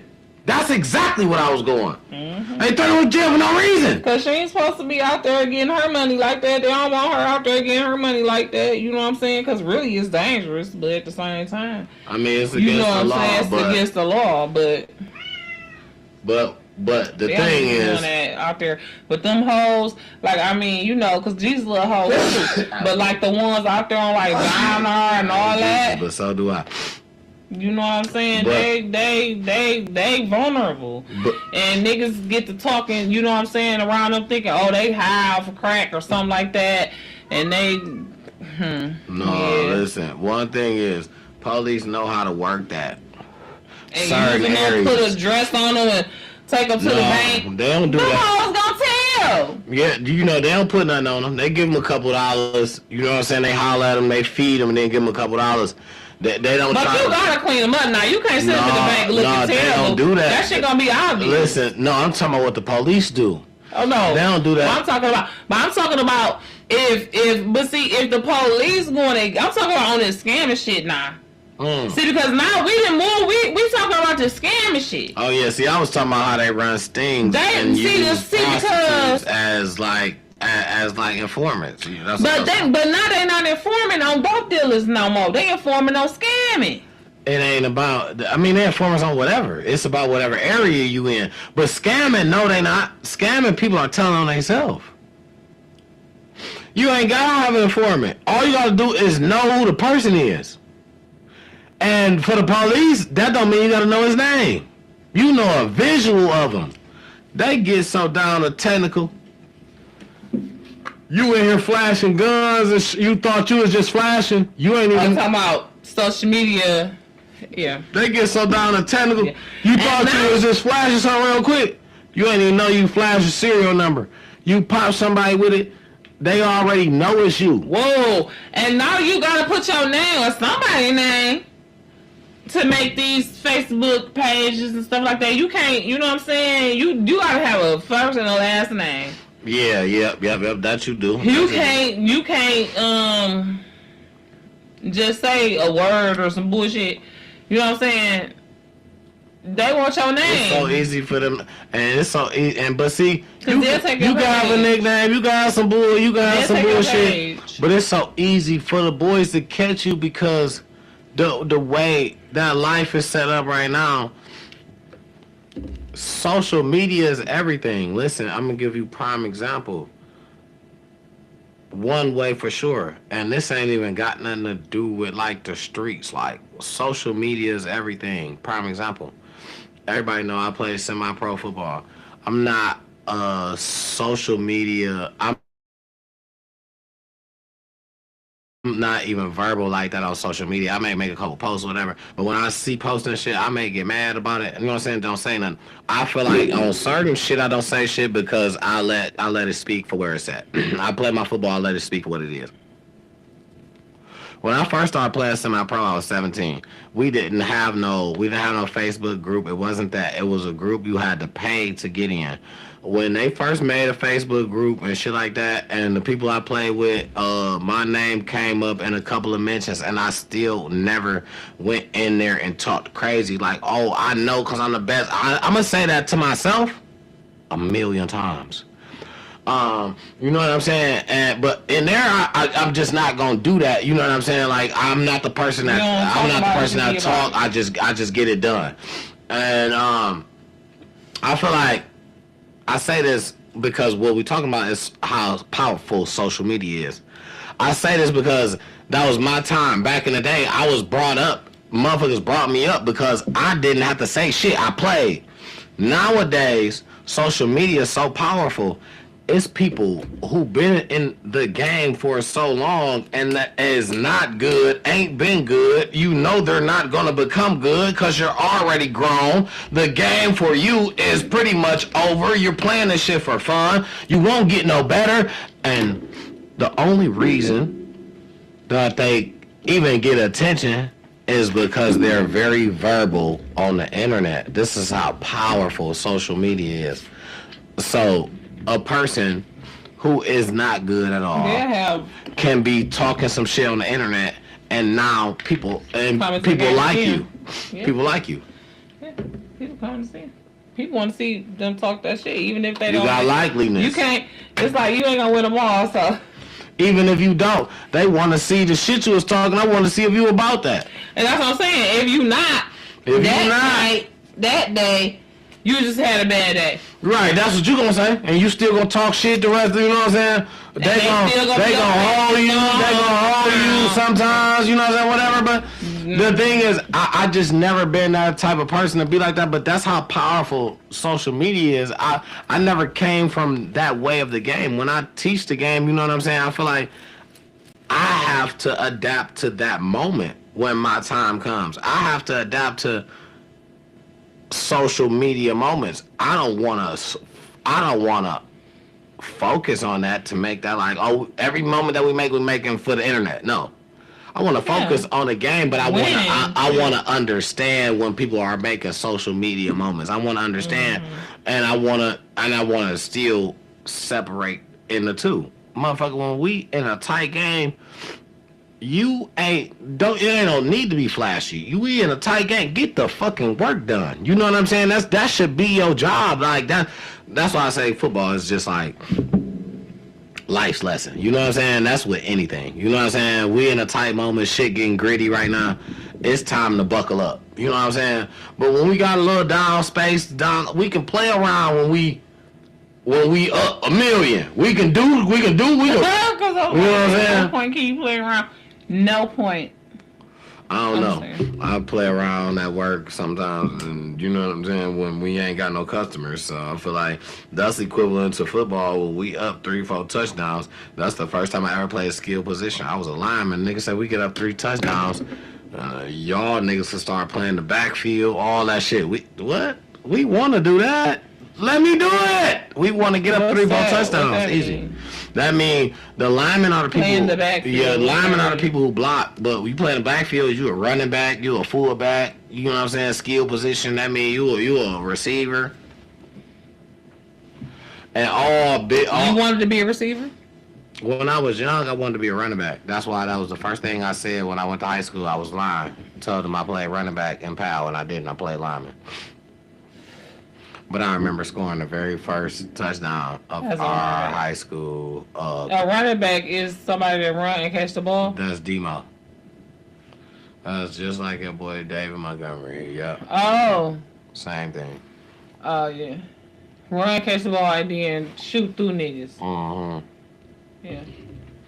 I was him. I scored the very first touchdown of our season. I remember at Northwestern High School. Shout out Coach Creighton. We ran a wing tee. It wasn't really that good. So you was catching? We ran a wing tee, so they was more so handing me the ball. I didn't go off of passes. That's okay. But, yeah, I mean, it was cool. I'm a ball player right now to this day. We will. That's why he is the man. We will win a ring right now. This year is going to happen, and then I'm with my kids. My daughter is about to play flag. My son about to play regular. Like, it's about to go down. Yeah, he getting his ring. He getting his ring this year, and I'm about to enjoy my kids doing their thing. So that's the move. That's the move. Yeah. So, moving on with this internet mess real quick. So y'all know I always be having some quick little sports stuff to talk about. But I brought this up. Got some more of these. I brought this up for a reason. So we got your boy Shaq and your boy LeBron James are the owners of a new team that's going to be an expansion team that's going to be in Las Vegas. Now, how an expansion team works is I think they get to pick a player from every team already. And I think LeBron is going to... LeBron retiring? That's got to be his move because if he's about to own the team, he's got to be. You know what I'm saying? I think he's going to pick his son. And he's going to draft his other son. So both his sons can play together because his other son is redshirting in college. So he's not even playing right now. So he got years before he come out. So an expansion team. Mean they're adding. But they're still going to play the Pistons, the Bulls, everybody. Well, it depends on the conference and whatever, how it starts to get aligned. You know because they in Vegas. So they're going to be over there, right? They'll be conferenced up with them over there on the West Coast. Maybe it's a possibility. I don't know. I can't tell you. Like the Lakers. That's down there. Yeah, but I don't even think we are the East. I think we in the... Are we in the Western? I think we in the Eastern. We with Boston Celtics and... I'm talking about the Lakers. I'm talking about if they're going to be a Las Vegas... You say they're going to be a Las Vegas team. Las Vegas team, yeah. So they will be over there with Sacramento Spurs. Oh, yeah. I'm saying they probably wouldn't be with the Pistons. I mean, but they're going to play... The reason why I said that, I'm saying they're going to be playing them real NBA teams, not Yeah. They're going to play NBA teams. Yeah. They're expansion team. And I feel like... What's another expansion team? I never heard of that. Is there another team that's out now that I know about that's an expansion team? Oklahoma City Thunder because OKC because they was the niggas. They were at first for a minute. Well, don't tell me. I'm sorry. No. Don't tell me, cause this is gonna remind me of Glenn. Rest in peace. Oh my God. Oh no, I can't think of it right now. His name was I almost feel like I know what you want to say. Oh God, don't tell me because I'm finna say it. His name was Kevin Durant. You got it. That was his nigga. You got it. Kevin Durant. You got it. You got it. Russell Wilson. No, not Russell Wilson. You close. I'm sorry, y'all. I'm sorry because I was not right. Russell Wilson. No, I'm gonna get you together though. I'm gonna tell you that ain't. Damn. I'm gonna tell you that ain't right. I'm gonna let you know. No, I know it. Yeah, you got it. I know it. I got it. I know you do. Russell Westbrook. Okay, say that. Okay. Say that. Yeah. I'm like, okay. That's exactly it. He used to set up and play that shit all night. I didn't know nothing about basketball at that point because I had left basketball in 2004, 2005 when the Spurs stole the freaking championship from us. But I had no choice but to watch that. So that, rest in peace to Glenn Andre Jones, and actually his day of departure is coming up. So rest in peace and shout out to his family members or whatever. Absolutely. His son Glenn Jr., his baby mama. His baby mama was cool as hell. Like, we was always cool. She was always cool. And his mama Tony and his sister China and all of his 100 brothers. He had like 11 brothers and 1 sister. But anyways, I don't know. She ain't never have a boyfriend. she just had a baby maybe like 3 years ago. Yeah. Yeah, I'm talking about growing up. She ain't never had no boyfriend. Probably not. They wasn't going for that. Yeah, they probably wasn't going for that. Yeah, so basketball, shout out to the Pistons because we is that deal. We is dominating, even though shout out to Kay Cunningham, get well soon. We love you. And all of the little young boys on the team. I really don't know none of y'all names. I only know Kay Cunningham name, and that is no shade to y'all. That's shade to me. Because I done been to like a bunch of games and don't even know y'all names. So don't even look. Okay. But shout out to the expansion team. We finna kick y'all ass. But welcome. You know what I'm saying? You know what? Come on, because we love Vegas. That's our second home, right, babe? Absolutely. Before we get too deep into that, this wasn't into my story, but now that we talking about that, we recently traded Jaden Ivey to Chicago Bulls. And when he was with Chicago Bulls, he made a statement about the LGBTQ community, and Chicago Bulls let him go. Wow. See, because listen. And now he said he's just retired and he's about to preach the word. He's about to go into preaching the word. And because what he was saying, the statement that he made, I'm sorry to cut you off. No, I need to hear this. The statement that he made, he wasn't saying nothing against him. He was saying how the NBA treated them if you went against that. Like the NBA would fake as if, you know what I'm saying, it's not something they do, but they have whole rallies or stuff for that. Like, he was basically explaining, right? And I feel like that's why Chicago let him go, because he didn't do nothing wrong. I'm so confused. Okay, so Chicago let him go because he was exposing the NBA for what exactly? For how they treat you if you have your own feeling about the LGBTQ, but how the NBA also is mixed feeling, like how they act like they not for that, but they do, but they are for that behind closed doors. You know what I'm saying? That's what I was trying to say. Okay. So that's what I'm saying. Okay, so that's what he was going. Okay, so and I could see that. I could totally see that. Same with the NFL. You know what I'm saying? Because here's the thing. Same with the Army. Same with a lot of these cultish. And I'm not saying, I don't want to say, this is allegedly, and I'm not trying to say that the NFL is a cult or the NBA is a cult. Okay, so I'm not saying that, right?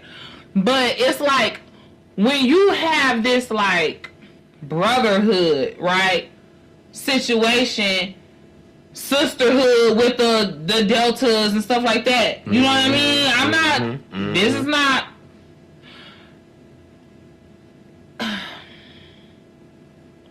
you can't get in that because they don't let you in, right? So all you can do is be like, caliber, absolutely. You know what I'm saying? All you can do is be like, you know, and so when they present the front for the public, you know what I'm saying? Of course, they're going to go with the majority. You know what I'm saying? The majority of people, yeah, you're going to say, oh, we all inclusive and da-da-da-da-da, you know what I'm saying? Or we against this, or we go for that. Because, see, whatever is the norm, right? You're going to say, oh, we all inclusive or whatever, when that's what's in, right? When it was a Democratic government, that's what they was for, right? So inside, that's what they still for. They can't go back on that because you want to know why? I'm pretty sure, what's his name? Oh, from where? I'm finna tell you. First of all, I'm gonna tell you. What's his name? Basketball player. He was just in the news, and he stayed in the news for being fluid. You know what I'm saying? Fire. No, being fluid, being like sexually fluid. and people be clowning him, and he like, listen, I don't give a fuck. Bitch, I'm rich. Dwight Howard. Dwight Howard. Oh, man. You know what I'm saying? Dwight Howard. Dwight Howard. Hey, I'm a quiz champion. Dwight Howard. Dwight Howard. Prime example. You know what I'm saying? Yeah, he was talking about he was doing cocaine. Doing all kind of shit. You know what I'm saying? And here's the thing, the NBA knew it. The NBA knew that he was using narcotics, knew that he was sexually fluid, and you know what I'm saying? Know that it's other NBA players that's sexually fluid, maybe all the way homosexual, but that's nobody's business. First of all, that has absolutely nothing to do with whether or not they can put up a damn jump shot or make a damn free throw or, you know, do 80 points in the game. Okay? Players. Well, yeah, players. Players, what? That's what I'm saying. Players don't write the checks, right? Players don't write the checks. Let me get here. Neither do fans. Let me get here because I want to say because football had one of the same incidents with the first person that came out and said, you know what I'm saying, that they was like that. I forget his name. I'm so sorry because I didn't even think that this was gonna happen. And when he did come out with that, people were saying that they feel I remember this. Yes. Yeah, people were saying that they feel uncomfortable because in the locker room you are, especially like and he was an African American. He was, you know what I'm saying. His name was Sam something. Michael Sam. Michael Sams. That's him, right? Michael Sams. When he came out, you know, and the thing is, okay, it blew up on social media, but he's not a person that is getting, he's getting millions from playing football. Social media not no money, like, you know what I'm saying? I'm getting millions playing football. This is what I do. This is what I love. This is what I, you know what I'm saying? So as him coming out saying, you know what I'm saying? Players start to say how they was uncomfortable with, you know what I'm saying? Like, I wouldn't be able to do it if he was on my team, you know what I'm saying? When we gotta take showers and, you know what I'm saying, we're in a locker room. Everybody had their own feeling. Majority of the feelings were like, you know what I'm saying, that people were opposed to it. Like, I'm good on that. To the point where they tried to impose it on the field. Like, you know what I'm saying? Because impose what on the field? How uncomfortable. You know what I'm saying? But it's like on the field, like you're not even thinking about that. Like, you know what I'm saying? Like, honestly, when somebody tell you good job, they hit you on your behind, like, and that's another man. It's, you know, your mindset not even that. You know what I'm saying? Like ooh, like that's like, get the fuck out here. Like that's right. Like we not horny. Like that's the say you did a good job. Like, bro, that's good shit. Like you would do that to somebody that's not even on your team. Like, bro, hey, that's a dog ass play, bro. Good shit. Good play, bro. You know, type shit. You know what I'm saying? So. It's not like that's a sportsmanship era. They do it in basketball. That's what I'm saying. This is what I'm saying. That's what we was all talking about. You know what I'm saying? It's sports. You know what I'm saying? And so that's what I'm saying. Sports, period. Like they will, you know, girls basketball. You know what I'm saying? Volleyball. I seen girls do it in volleyball. It's just like you say, it's sports. And so that's what I'm saying. Just because I do this in the bedroom, that don't mean I want you. Just because I might be gay don't mean I want every woman. You know what I'm saying? And just because a man might be gay don't mean he want every man. Like that shit dumb. Like I just feel like that's dumb. Like that's people just being dumb. And then some people, it's really it goes to show how secure you are in your shit. You know what I'm saying? That's very true. Because if you that scared to be around somebody that like the saying, how weak are you? Like, what are you like? Yeah, right. Like, Like, what do you like? Like, 'cause you yeah. can't just say no, thank you. You feel like you gonna fall. You gonna fall. Right? Like, I feel like you gonna fall, bro. Like, you feel like you one of the ones. But Cause the you thing know, is, just like EJ Johnson said, he like straight men, and you so scared because you feel like you one of the ones that's gonna fall because you already been fantasizing about the thing it. is, you feel like Stop you playing with gonna me. fall uncomfortably to the open eye, right?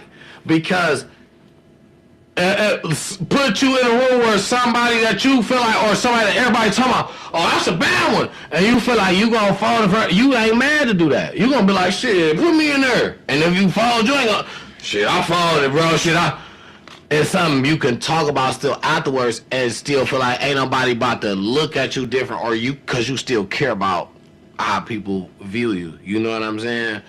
Opposed to just saying, hey, I'm living, bro, whatever. Like, if you fuck with it or not, I'm living because I'm doing what I like to do. You know what I'm saying?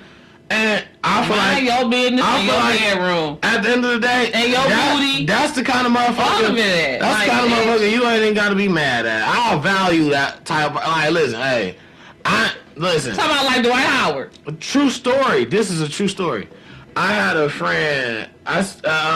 He just messaged me on Facebook. He ain't messaged me back since. I had a friend. Funny as I went to school with him. In high school. And it's unique for me because it taught me a whole nother level of shit. He's deaf and gay. Yeah. Wow. So at first, the story is that he did tell me I was attractive, all this and all that. And he is. He ain't motherfucking blind. And I just let him know, like, that's not me. Like, you know what I'm saying? Like, that's not me. Like, He didn't say he was blind. I'm sorry. taught me how to do sign language. I know my alphabets through sign language at A to Z. I can do certain shit, like, you know what I'm saying, thank you, you know what I'm saying, like, I can do certain shit, like, so, just being in that, just learning shit, I liked it that. I'm not gonna lie. I liked it that. I liked it just being able to learn, like, sign, like, you never know what type of situation you're gonna be in, you know what I'm saying? Like, what the fuck? And dog used to get all the freshest cars and pull up on the block. I wasn't the only one driving them. My brother would drive them sometimes. My cousin would drive them, but that's what he did. That was our dog. Like, yeah. He was, yeah, like, no, listen, you ain't got to tell me nothing. Cause I just told you that I had a blind friend. Well, that was my boyfriend at the time, brother's girlfriend, but that was my dog. Like, I hung with her after we broke up and they broke up. Mm-hmm. You know what I'm saying? I recently, like, up until like maybe 4 years ago, had her number. Mm-hmm. You know what I'm saying? She had mine. Like, that was my dog. Shout out to Londa. And it's funny because that's my brother baby mama name. You know what I'm saying?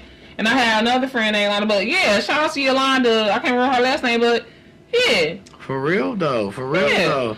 And I just love who loved me. And I feel like dog was genuine, like.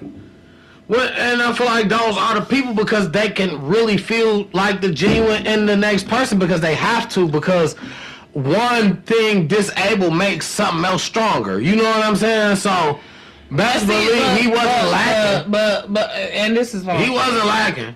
Listen, period. He couldn't hear, but you couldn't get over on that nigga. Right. It wasn't. Same way with girl. That's what I'm saying. He couldn't. And this is before Ray and, you know, the movie Ray. And I found out because I used to be like, how the fuck do she? Dog, she used to be knowing. Trying to tell you. She used to be knowing because she got that social security check. You know what I'm saying? And I ain't saying that's the only reason. I ain't saying that's the only reason why her daddy was with her or whatever. You know what I'm saying? I ain't trying to say that, but she wasn't letting that nigga she wasn't letting that nigga. She knew. She wasn't just letting him get over on her. Yeah. She knew she was just giving him, or you know what I'm saying, and that he was getting over her. She wasn't. Well, I take that back.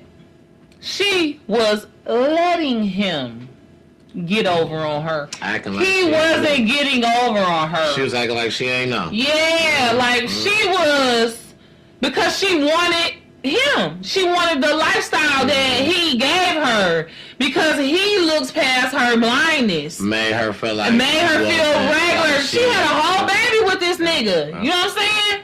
Yeah. So yeah, a couple of them, I think, but at that time they only had one. Yeah. And that's mad trust. You really can't. That's mad trust. Like, yeah, he did, you know, take care of her, like, walked her around, you know what I'm saying? Like, made sure, because she didn't have one of the things. Mm-hmm. He was her thing, you know what I'm saying? Mm-hmm. And he drove her around, you know what I'm saying? She made sure they had a car. Awesome. A van, you know what I'm saying? Not only they could be, but his siblings, they kids, you know what I'm saying? Mm-hmm. We used to be in the backseat. Yeah. I was doing shit I ain't had no business. Listen, as a 16-year-old. I'm talking about, listen. My dog, shout out Antoine, man. Shout out my dog Antoine, man. My dog will pull up, like, even after, like, because I thought that by him having a misunderstanding, because what we would do at first is he would write stuff down on paper. But I told him, like, you know what I'm saying? I know the ABCs, like, as long as I don't know how to stop a word, but you know when I spell a word, that's a word. And then I'm a boom, and then I'm a, you know what I'm saying, come back with another one. Right. So this is kind of like a game. So as a young person, I mean, I don't know how young you were, but I was. Oh yeah, you said in high school. Yeah, I was. This was right after high school, so I was probably like 19, 20. You know what I'm saying? Running back into him. You know what I'm saying? And the thing was, when I knew my alphabets, but I guess it would just take me so long to do it. Do a whole damn he word. Would just be like, man, write that shit down. Like, shit, you take he can read. He can do it because he's equivalent with the signs. Like, you know what I'm saying? That's where I learned a lot of this shit from. Like, you know what I'm saying? Like, afterwards, like, I learned a lot of the signs talking to him, because when I would be saying something, trying to write it down, he would show me, like, oh, like, like, you know what I'm saying? So, oh my God. So that was my dog. Yeah. I'm just saying. Like, that would have held a soft spot in my. I think that would have been a little even more, because that type of shit build a bond. You know what I'm saying? Like, because I feel like me, because sometimes I used to have to take care of her. You know what I'm saying? Like, not take care of her, but like walk with her, like make sure she didn't fall into nothing. And like, I was young as fuck. I'm like 15, 16, 17. You know what I'm saying? And like, when she was mad at him, you know what I'm saying? Me and her would like go off and like, fuck them. You know what I'm saying? Especially after me and Andre broke up. You know what I'm saying? So I felt like me and her built a bond. So I feel like that would have been even more, because that's a communication thing. Yeah. You know what I'm saying? Me and her was able to just talk, and like sometimes I could just be like, girl, I'm, you know, because she can't even see me. So I was like, girl, But I feel like body language, all of that, reading lips, it's so much good with the body language. That's what I'm saying. It's so much more.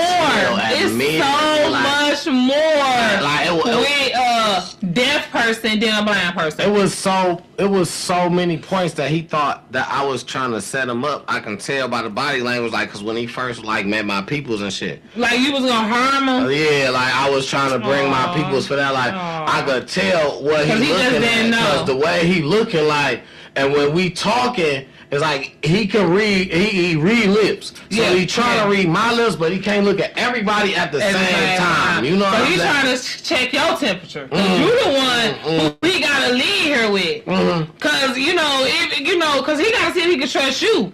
if he can't trust you, he know he can't trust these motherfuckers. Come to find out, he start even getting closer with them, like them me sometimes. Like he'll pull up and you know what I'm saying. My cousin outside. Well, him and my cousin once both he off found out all y'all was cool. Yeah. You know what I'm saying? He like, okay, I got a circle of people I can actually be cool with. It was like a family. Yeah, I was cool with him. Man, it was like a family. Like, I know he was grateful for that. Man, listen, the one time I was walking home from work, I remember this, I'll never forget this. I'm walking home from work. I worked in Royal Oak. I'm walking down Woodward. I remember staying with my mama. I had asked my baby mama to pick me up. She was like, I got you. And forgot about me because she was out on a date. And I was like, damn, that's fucked up. But you know what I'm saying? Once I got off, I was looking for a motherfucker. I didn't see a motherfucker. Start walking. I ain't about to text you because we already got an arrangement. I feel like, you know what I'm saying? We got an arrangement as far as the time, where to be, all that. So, when I come out, I ain't see you. Wait a minute. Looking around. Alright, fuck it. I'm walking. I start walking. And a motherfucker forgot about me so much to the point where I had to walk from 11.5 miles in Woodward all the way down to Woodward and Glendale. I made it to at least Davison before Antoine pulled up. Antoine was a nigga pulled up like, what's up? Like, where you going? You walking? I like, yeah, I'm walking home. Like, I was able to show him like signals and shit. I'm walking home.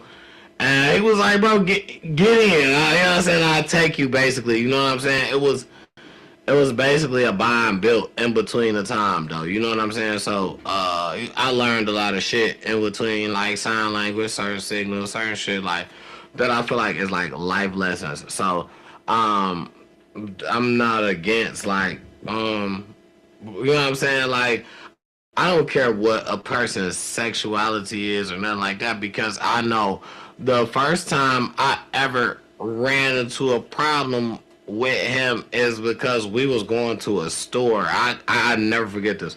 We was going to a store and there was a dude that was mad at him because I guess that him and the dude had some type of interaction or whatnot.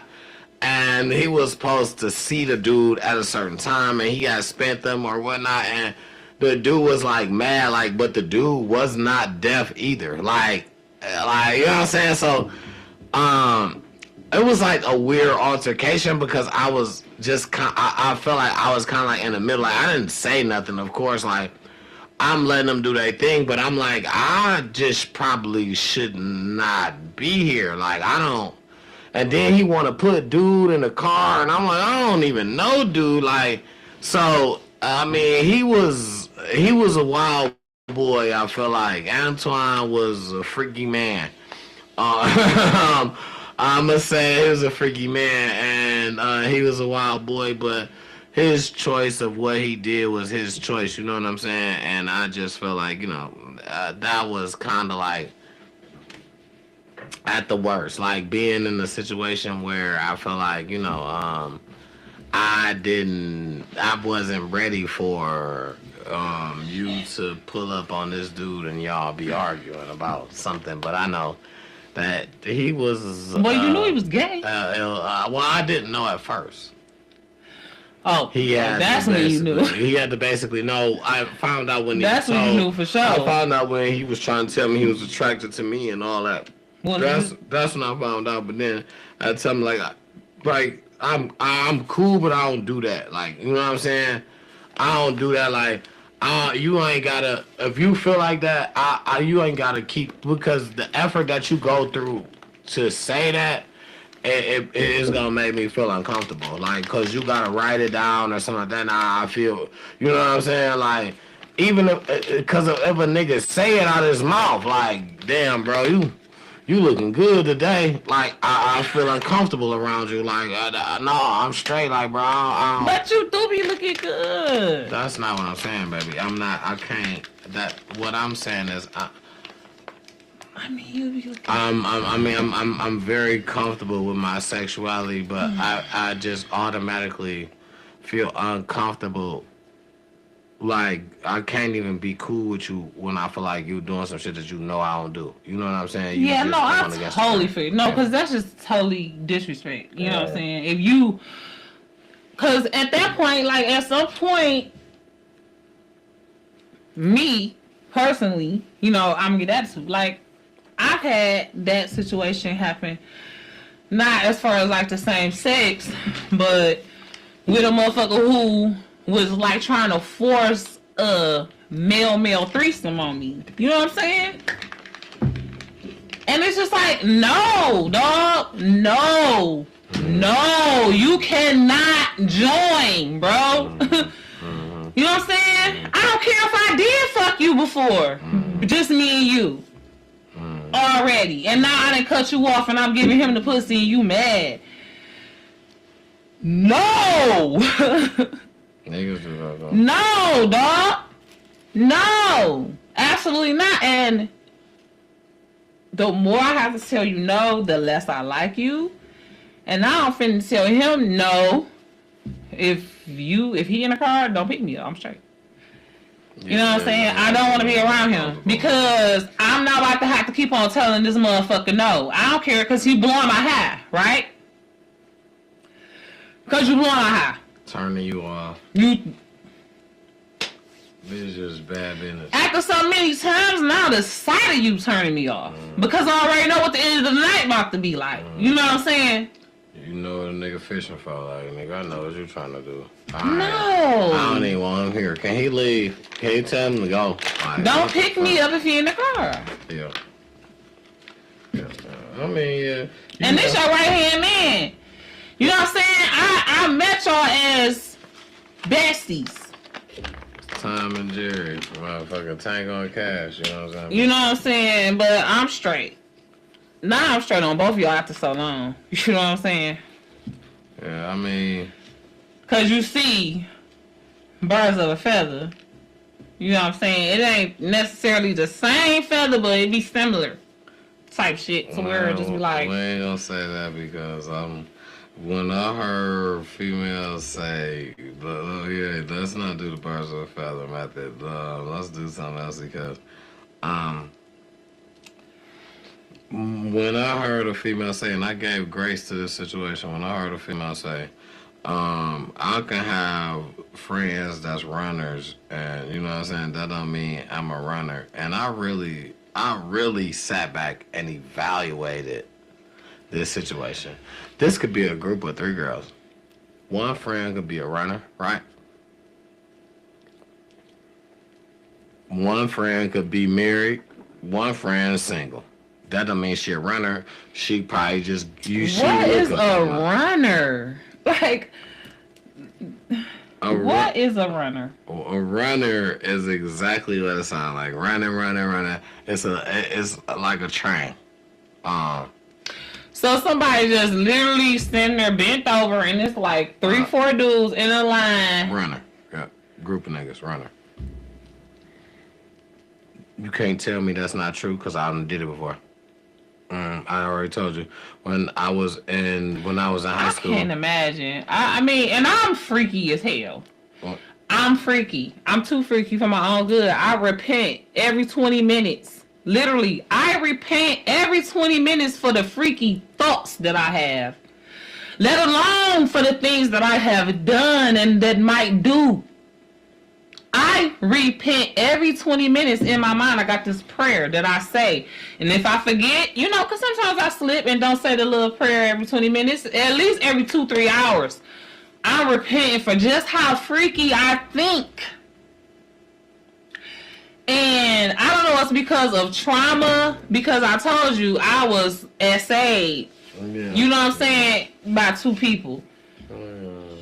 So it might be trauma like that to where I can't even imagine that being like trained. Like, I don't even like to watch that type of videos. You know what I'm saying? Where it's just one girl and like be like what they call it, a bukkake or something like that. I don't like that. I don't like that. It's just not. It don't turn me on. It don't turn me on. It's weird. It's boring. It's like, this is boring. This is mechanical. This look like it look like torture. It doesn't even look like fun. Now, which was crazy though. Flip it, right? One dude in the room, 12 girls. That's brown round the movies I used to watch. It really wouldn't be one dude. It would be maybe like 6 dudes, 12 girls. You know what I'm saying? That I don't have a problem with. Now we clearly segueing into what happens after. Okay. So before we even get there, right? Let me run through because we on our way. Yeah. Because I was trying to stop you. It's 2 hours. I was trying to stop. Right. I was trying to stop you early before you even got to that. I kind of seen where that was going. So since I got this little bit, it's literally only a little bit. That's the end. So I want to run through this little bit real quick. I'll edit it. I'll chop it up. Yeah, it won't be. No, it's fine. Right, I love it. Right, it won't be long. Okay, so, on the internet mess, I love that. Just ready. Like, okay, on the internet mess, right. I have a situation where Tyler Perry gifted $250K at an Atlanta airport. I saw that to the TSA, yeah, because he's like, shit, I need them paid because I got to get in and out of here. So I feel like that's what that was. Allegedly, listen, everything here is allegedly because I am AI. Let me tell you, allegedly, rumors had it that they told those people that were gifted those gift cards that since you are about to get paid and you're getting retro, give it back. Give what back? The gift card. And give the gift card back to Tyler Perry? Absolutely. Return it. And because you're about to get paid and you're about to get paid retro. Retro meaning they're going to get paid for the 45 days that they weren't getting paid for. It was 45 days that it was on shutdown. And, you know what I'm saying, now it's back open. They're going to pay them for the 45 days. And they're going to... What did Tyler Perry say he don't want it back? It's a tip. Now. Because y'all had to work hard for those days. Extra. Now. Right? I don't know. Let me go off and tell you what really happened. That was allegedly, right? Because I feel like people got to really going fast and start to spreading some stuff. Mm-hmm. So his team came back and confirmed they were able to keep their money, those tips, and get paid as well. Shout out to Tyler Perry. First of all, if you don't know nothing about Tyler Perry, you know he pay people. I love Tyler Perry. I don't care what. I don't care what y'all say. He ain't biased on where that money go. He ain't biased. I don't care what y'all say. He ain't biased on where that money go. Y'all can stop. I feel like he genuine about it. You know what I'm saying? He genuine. And I love him. That's my dude. You know what I'm saying? He genuine about it. Oh, we already know it. So, all right. I wanna. Okay. Internet mess real quick. I could see what this say. I almost couldn't see what it said. So I ran across some stuff, like we said, alleged. Everything was alleged. Now everybody remembers the Charlie Kirk situation, and I want to say rest in peace to Charlie Kirk. Though. Rest in peace, Charlie Kirk. And I want to say that Donald Trump has your president. I'm sorry, your president has told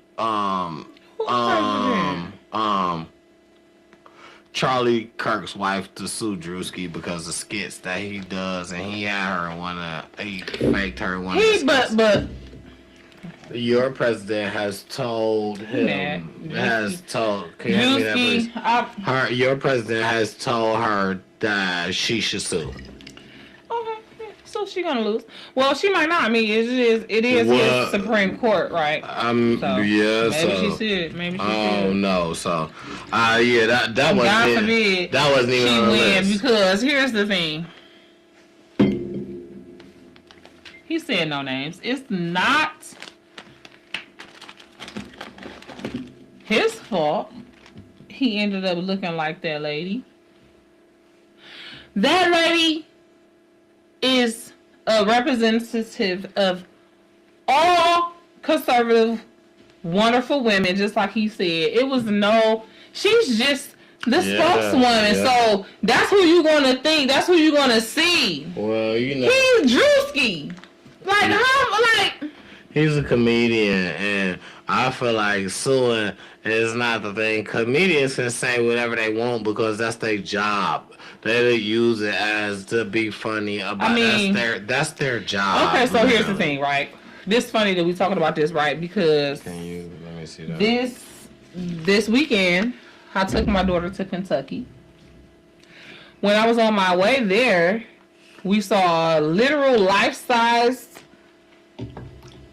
statue, or not statue, but cutout. It wasn't a statue. It was like a life-size picture statue of Agent Orange. And on our way there, we saw that. And when I was at the Ark, I saw a man who had a t-shirt on, red t-shirt, and it said, I'm sorry, baby.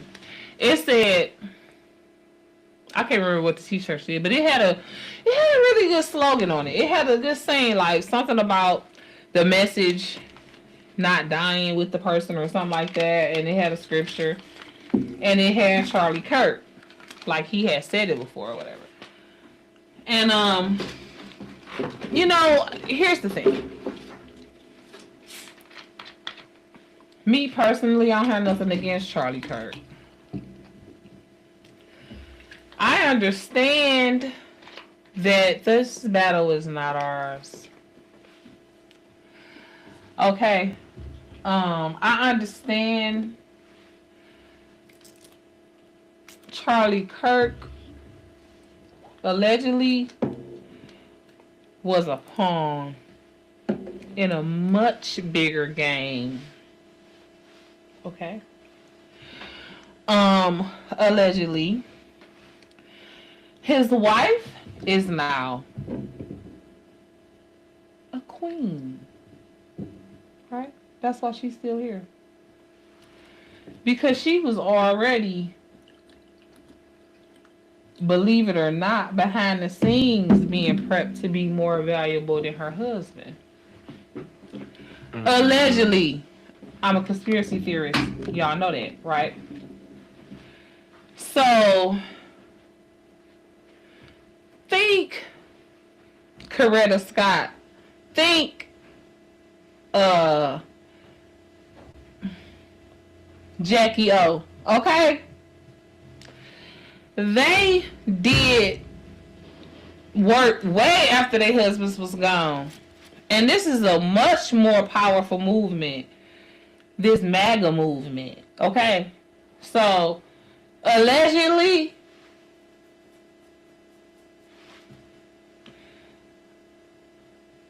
Drewski, I ain't mad at you. I ain't mad at you. You know what I'm saying, my brother? I see what you was doing with that. And I pray that you was smart enough, and I think you was. I think you was smart enough to consult with legal counsel before you even did that skit. That's what I think. But I think Agent Orange don't think so. I think Agent Orange is banking on you being slow and stupid and not doing that, right? I'm like 85% sure that you consulted with some legal counsel before you did that. I'm here for the comments. Listen, no, I don't think so, because every day you can make a parody of anybody. You're not doing nothing illegal. You can make a parody of anybody and they can't sue you. You're making a parody, which means it's a funny version, which means you're not. Babe, can I ask you a question right quick? Mm-hmm. So what is the point in NIL deals? That's not you no. That's not parody. That's not playing. Okay. Can you play? Can you play and say I'm somebody's son to get an And I NIL think deal? you wanna know what? Hey, you gotta say no more, cause you right. Cause you wanna know. I'm gonna say 2 words. I'm gonna say 2 words, and we gonna move on. Carrot Top.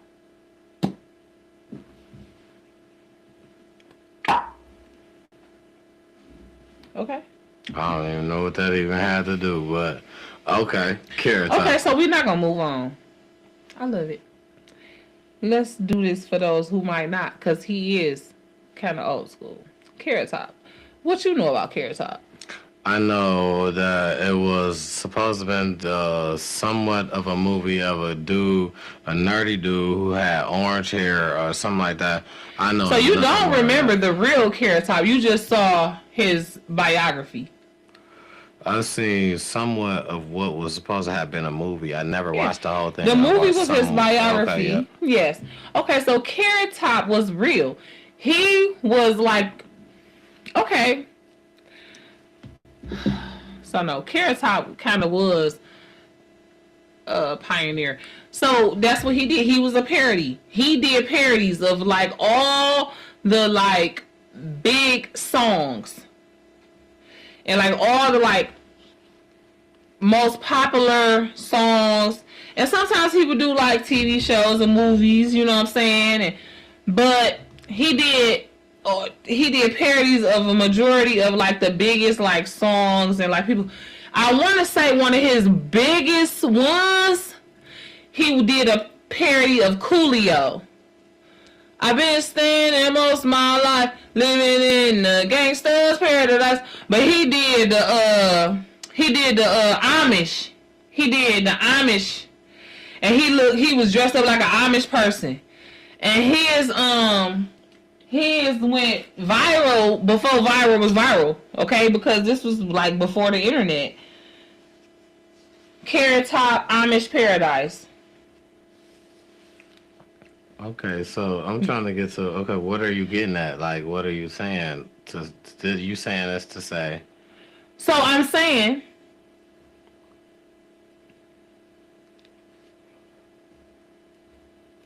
here we go. So I'm saying that it's already been done. You know what I'm saying? Like, it's already a thing to where no, I'm sorry. That's wrong. It's not Carrot Top. It's Weird Al Yankovic. I'm sorry, babe. I'm trying to find out, what are you getting at? What are you saying? What I'm getting at is that they can't sue him. If they do, they're going to lose.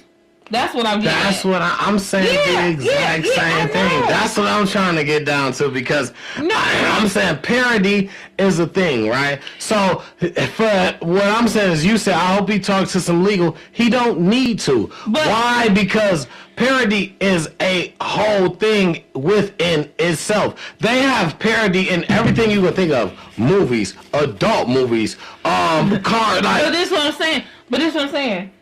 But he would have been smart too, right? Because we live in a orange universe. But what's written down is what's written down. If this is a law, babe, no, come on now. That's what I'm saying. Okay, I'm sorry. I don't mean. No, I'm listening. To be argumentative. I'm just listening because what I'm saying is. What? I like you said in the beginning, she won't win. I'm agreeing with that from the beginning, because I'm saying parody is a thing. I don't think she'll win, but he would have been smart to consult with a lawyer, because you want to know why? In this day and age, fucking around with this orange universe we in, Roe versus Wade was a law for decades, and that shit got reversed. Trump do whatever he want. He create laws and ordinances that don't even exist. You know what they starting to say now? that he got a case of dementia. They started to say that they're feeding all the presidents something because it happened to Biden. Now Trump has a medical case of dementia. Trump, who didn't have dementia? Obama. Thank you, because of what? He still ain't 70. These presidents is up there. You know what I'm saying? Obama was 46 or something like that when he became president. These guys was already over the hill. 2 terms. And that's what I'm saying, though. Even if he started at 46, 2 terms is only 8 years. He wasn't even all the way on his 50 yet when he got out the office. Right. So this is what I'm saying. Trump was already when he got in office, he probably already had dementia, because you want to know what? He was not healthy like he tried to lie and say he was. He tried to talk about Biden when he found out Biden had it. He tried to expose him. Something crazy. Of course he was going to do that, because he was in denial, and probably still is, about his own. And he wasn't the president at the time. So... Well, he had been the president. But when Biden was the president and they were saying that he had dementia, that's what I'm saying. That's why that was a campaign for him. Oh yeah. To say that's why I should have been.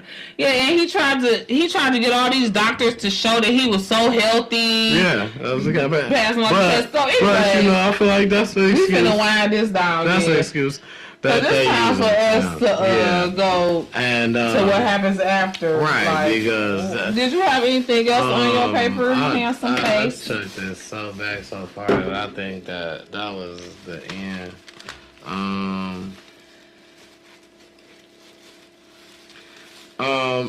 Right, well, what I was saying was we got to that because... Okay, I'm going to wrap it up with this. We got to that because what I was initially saying was, so remember they went through this whole thing about finding the guy on the roof with the sniper and all that from coming down. They found him with all that. So now they are now saying that the bullet that actually unalived Charlie Kirk does not match no bullet that would have came out of the gun they found this young boy with. And this all for me. Where's the young boy at? Locked up right now. Okay, yeah, he finna get out. See, and this all for me just feels like a setup. Like, listen here, Allegedly, that just goes into what I said a long time ago, and I feel like we can go back in the tapes. Charlie Kirk was a sacrifice. Absolutely. I believe that. For Trump. He said it. Listen. I believe that. Listen. He didn't even care. Listen. No, who didn't? Trump didn't. Trump definitely didn't. After it happened, he wasn't sentimental like that. Listen, Charlie Kirk didn't care either. I feel like he was equivalent to one of the suicide bombers. He agreed to it. But he ain't really want it like that. He agreed to it it had to be under some circumstances. Listen. That's why his wife and shit taken care of right now. Listen, stop playing with me. Yeah, he's the equivalent of one of those suicide bombers that flew the planes into the damn building. Because look how he trying to take care of wife. Listen. He said it, and I'm telling you though. This is why, listen here, man. Yeah. We got to really got to really get prayed up and be serious about God right now. Because I feel like that was a blood sacrifice, man. To the enemy right in our face. And because he said it, and I put it in one of my videos, he said he was like, it's done. It's finished. Something like that. Everybody was thinking that Trump is the Antichrist. And this is not even to shade. This is not to shade Charlie Kirk, right? Because you want to know why? The reason that shit was let me tell you why. The reason that shit was live. Yes, and let me tell you why I say this not to shade Charlie Kirk. Because I don't even feel like Charlie Kirk He ain't want that. listen, I feel like he really thought that he was on the right side. You know what I'm saying? And that's what it took, right? It took somebody of real faith to get tricked. Just like how it took the real Messiah to go through everything and be blemishless, you know what I'm saying, and sinless. It took a person on this earth who really had a good heart, who really thought that they was doing the right thing. So they might not have been blemishless, but everything they was doing, they thought it was in the name of good. They thought they had the right intentions. So, you see what I'm saying? It took a person like that, whose faith was in Jesus, to get tricked. And to, because he thought that he believed in the word, but he really didn't understand the word. He really did. I really believe that. I really believe that he thought. He thought that because he tried to talk it in certain ways, but he really didn't understand it. Like, he took it to his knowledge. Like, he took the word and then said, well, this is what I get out of it, and turned it into what his belief was. He turned the word into his belief because he tried to put the word in there multiple times, but in every way, when it ends, that just isn't your belief because that's not the word, baby. I can see how you tried to say that you implemented the word or what you thought about and the word made you think. No, I can see how you tried to put that in there, but you don't gotta add nothing to the word. I mean, because the word is right? the word. At the end of the day, all we can do is interpret it, right? Mm-hmm. And as much as we try to act like we, the perfect preachers, the perfect students, you know what I'm saying? At the end of the day, we still is a flesh. Absolutely. The disciples literally walked with Jesus. Mm-hmm. You know what I'm saying? So you can't expect nobody to be perfect in it. However, that's why he was able to be used, because he had a genuine, pure heart for it. And even when he was sounding harsh, and I'm pretty sure Jesus sounded like that to people sometimes. Not saying Charlie Kirk was Jesus in no way. I'm just saying, sometimes you have to ruffle some feathers, right? You understand what I'm saying?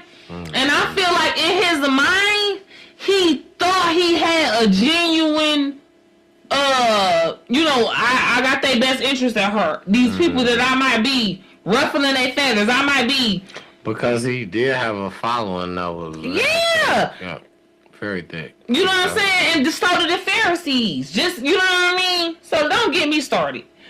All I'm saying is, Charlie Kirk, rest in peace to him, but baby, that was a whole synopsis of things. And I don't think that kid did it. That kid didn't. Listen, absolutely not. And what we need to do is get in our Bible, get closer to God, because I feel like, Listen, you already know. It has started. Just like he said it was done. Charlie Kirk said that when he died. Right before he died, he said some shit like, it's finished, it's done. I was trying to start a war, all type of that. Listen, man. You better know, you better get back to your roots. What your grandma and your grandparents, your great-grandparents, what they taught y'all. They definitely taught y'all. We gotta go. We got books. They definitely taught y'all to get in that Bible. They definitely taught y'all. We got to go deep into our relationship with our They taught y'all to go to church. But I'm here to tell you, if you can't make it, still get in that book. Still get in that Bible. And don't let nobody tell you can't because you do anything. Because you smoke weed, do drugs, kiss girls, had sex outside of marriage. I don't care if you just made a mistake and whatever you did. Life on the weekend. Moses, that don't matter. Moses was the murderer. You can come to Christ in repentance. Now, what you have to do is know what repentance means and get a little bit closer to Him every day. And you get cleaner. You're never going to be perfect. You're never going to get perfect, but you start to be a little more conscious. You know what I'm saying? So, listen, understand this. Understand this. This is what I did. I went to the Ark, and I learned this, and I already knew this. God made one man for man. You understand what I'm saying? What y'all do after that is y'all business. It also says in the Bible that the marriage bed cannot be defiled.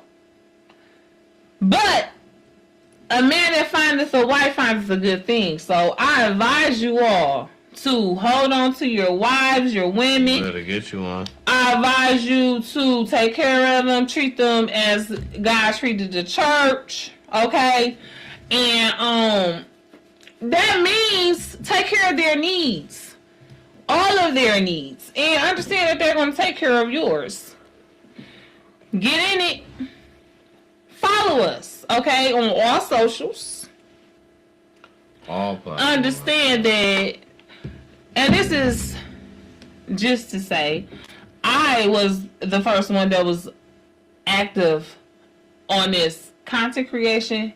So this is all a Ratchet to Righteous operation. You understand what I'm saying? It's a safe space. You know what I'm saying? And if you This is all inspired by Ratchet to Righteous.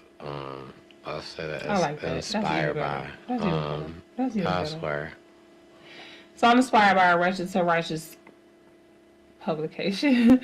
And if you dare, follow us to Patreon. I feel like you should definitely follow Ratchet to Righteous because, you know, the journey is it's exceptional. It's something that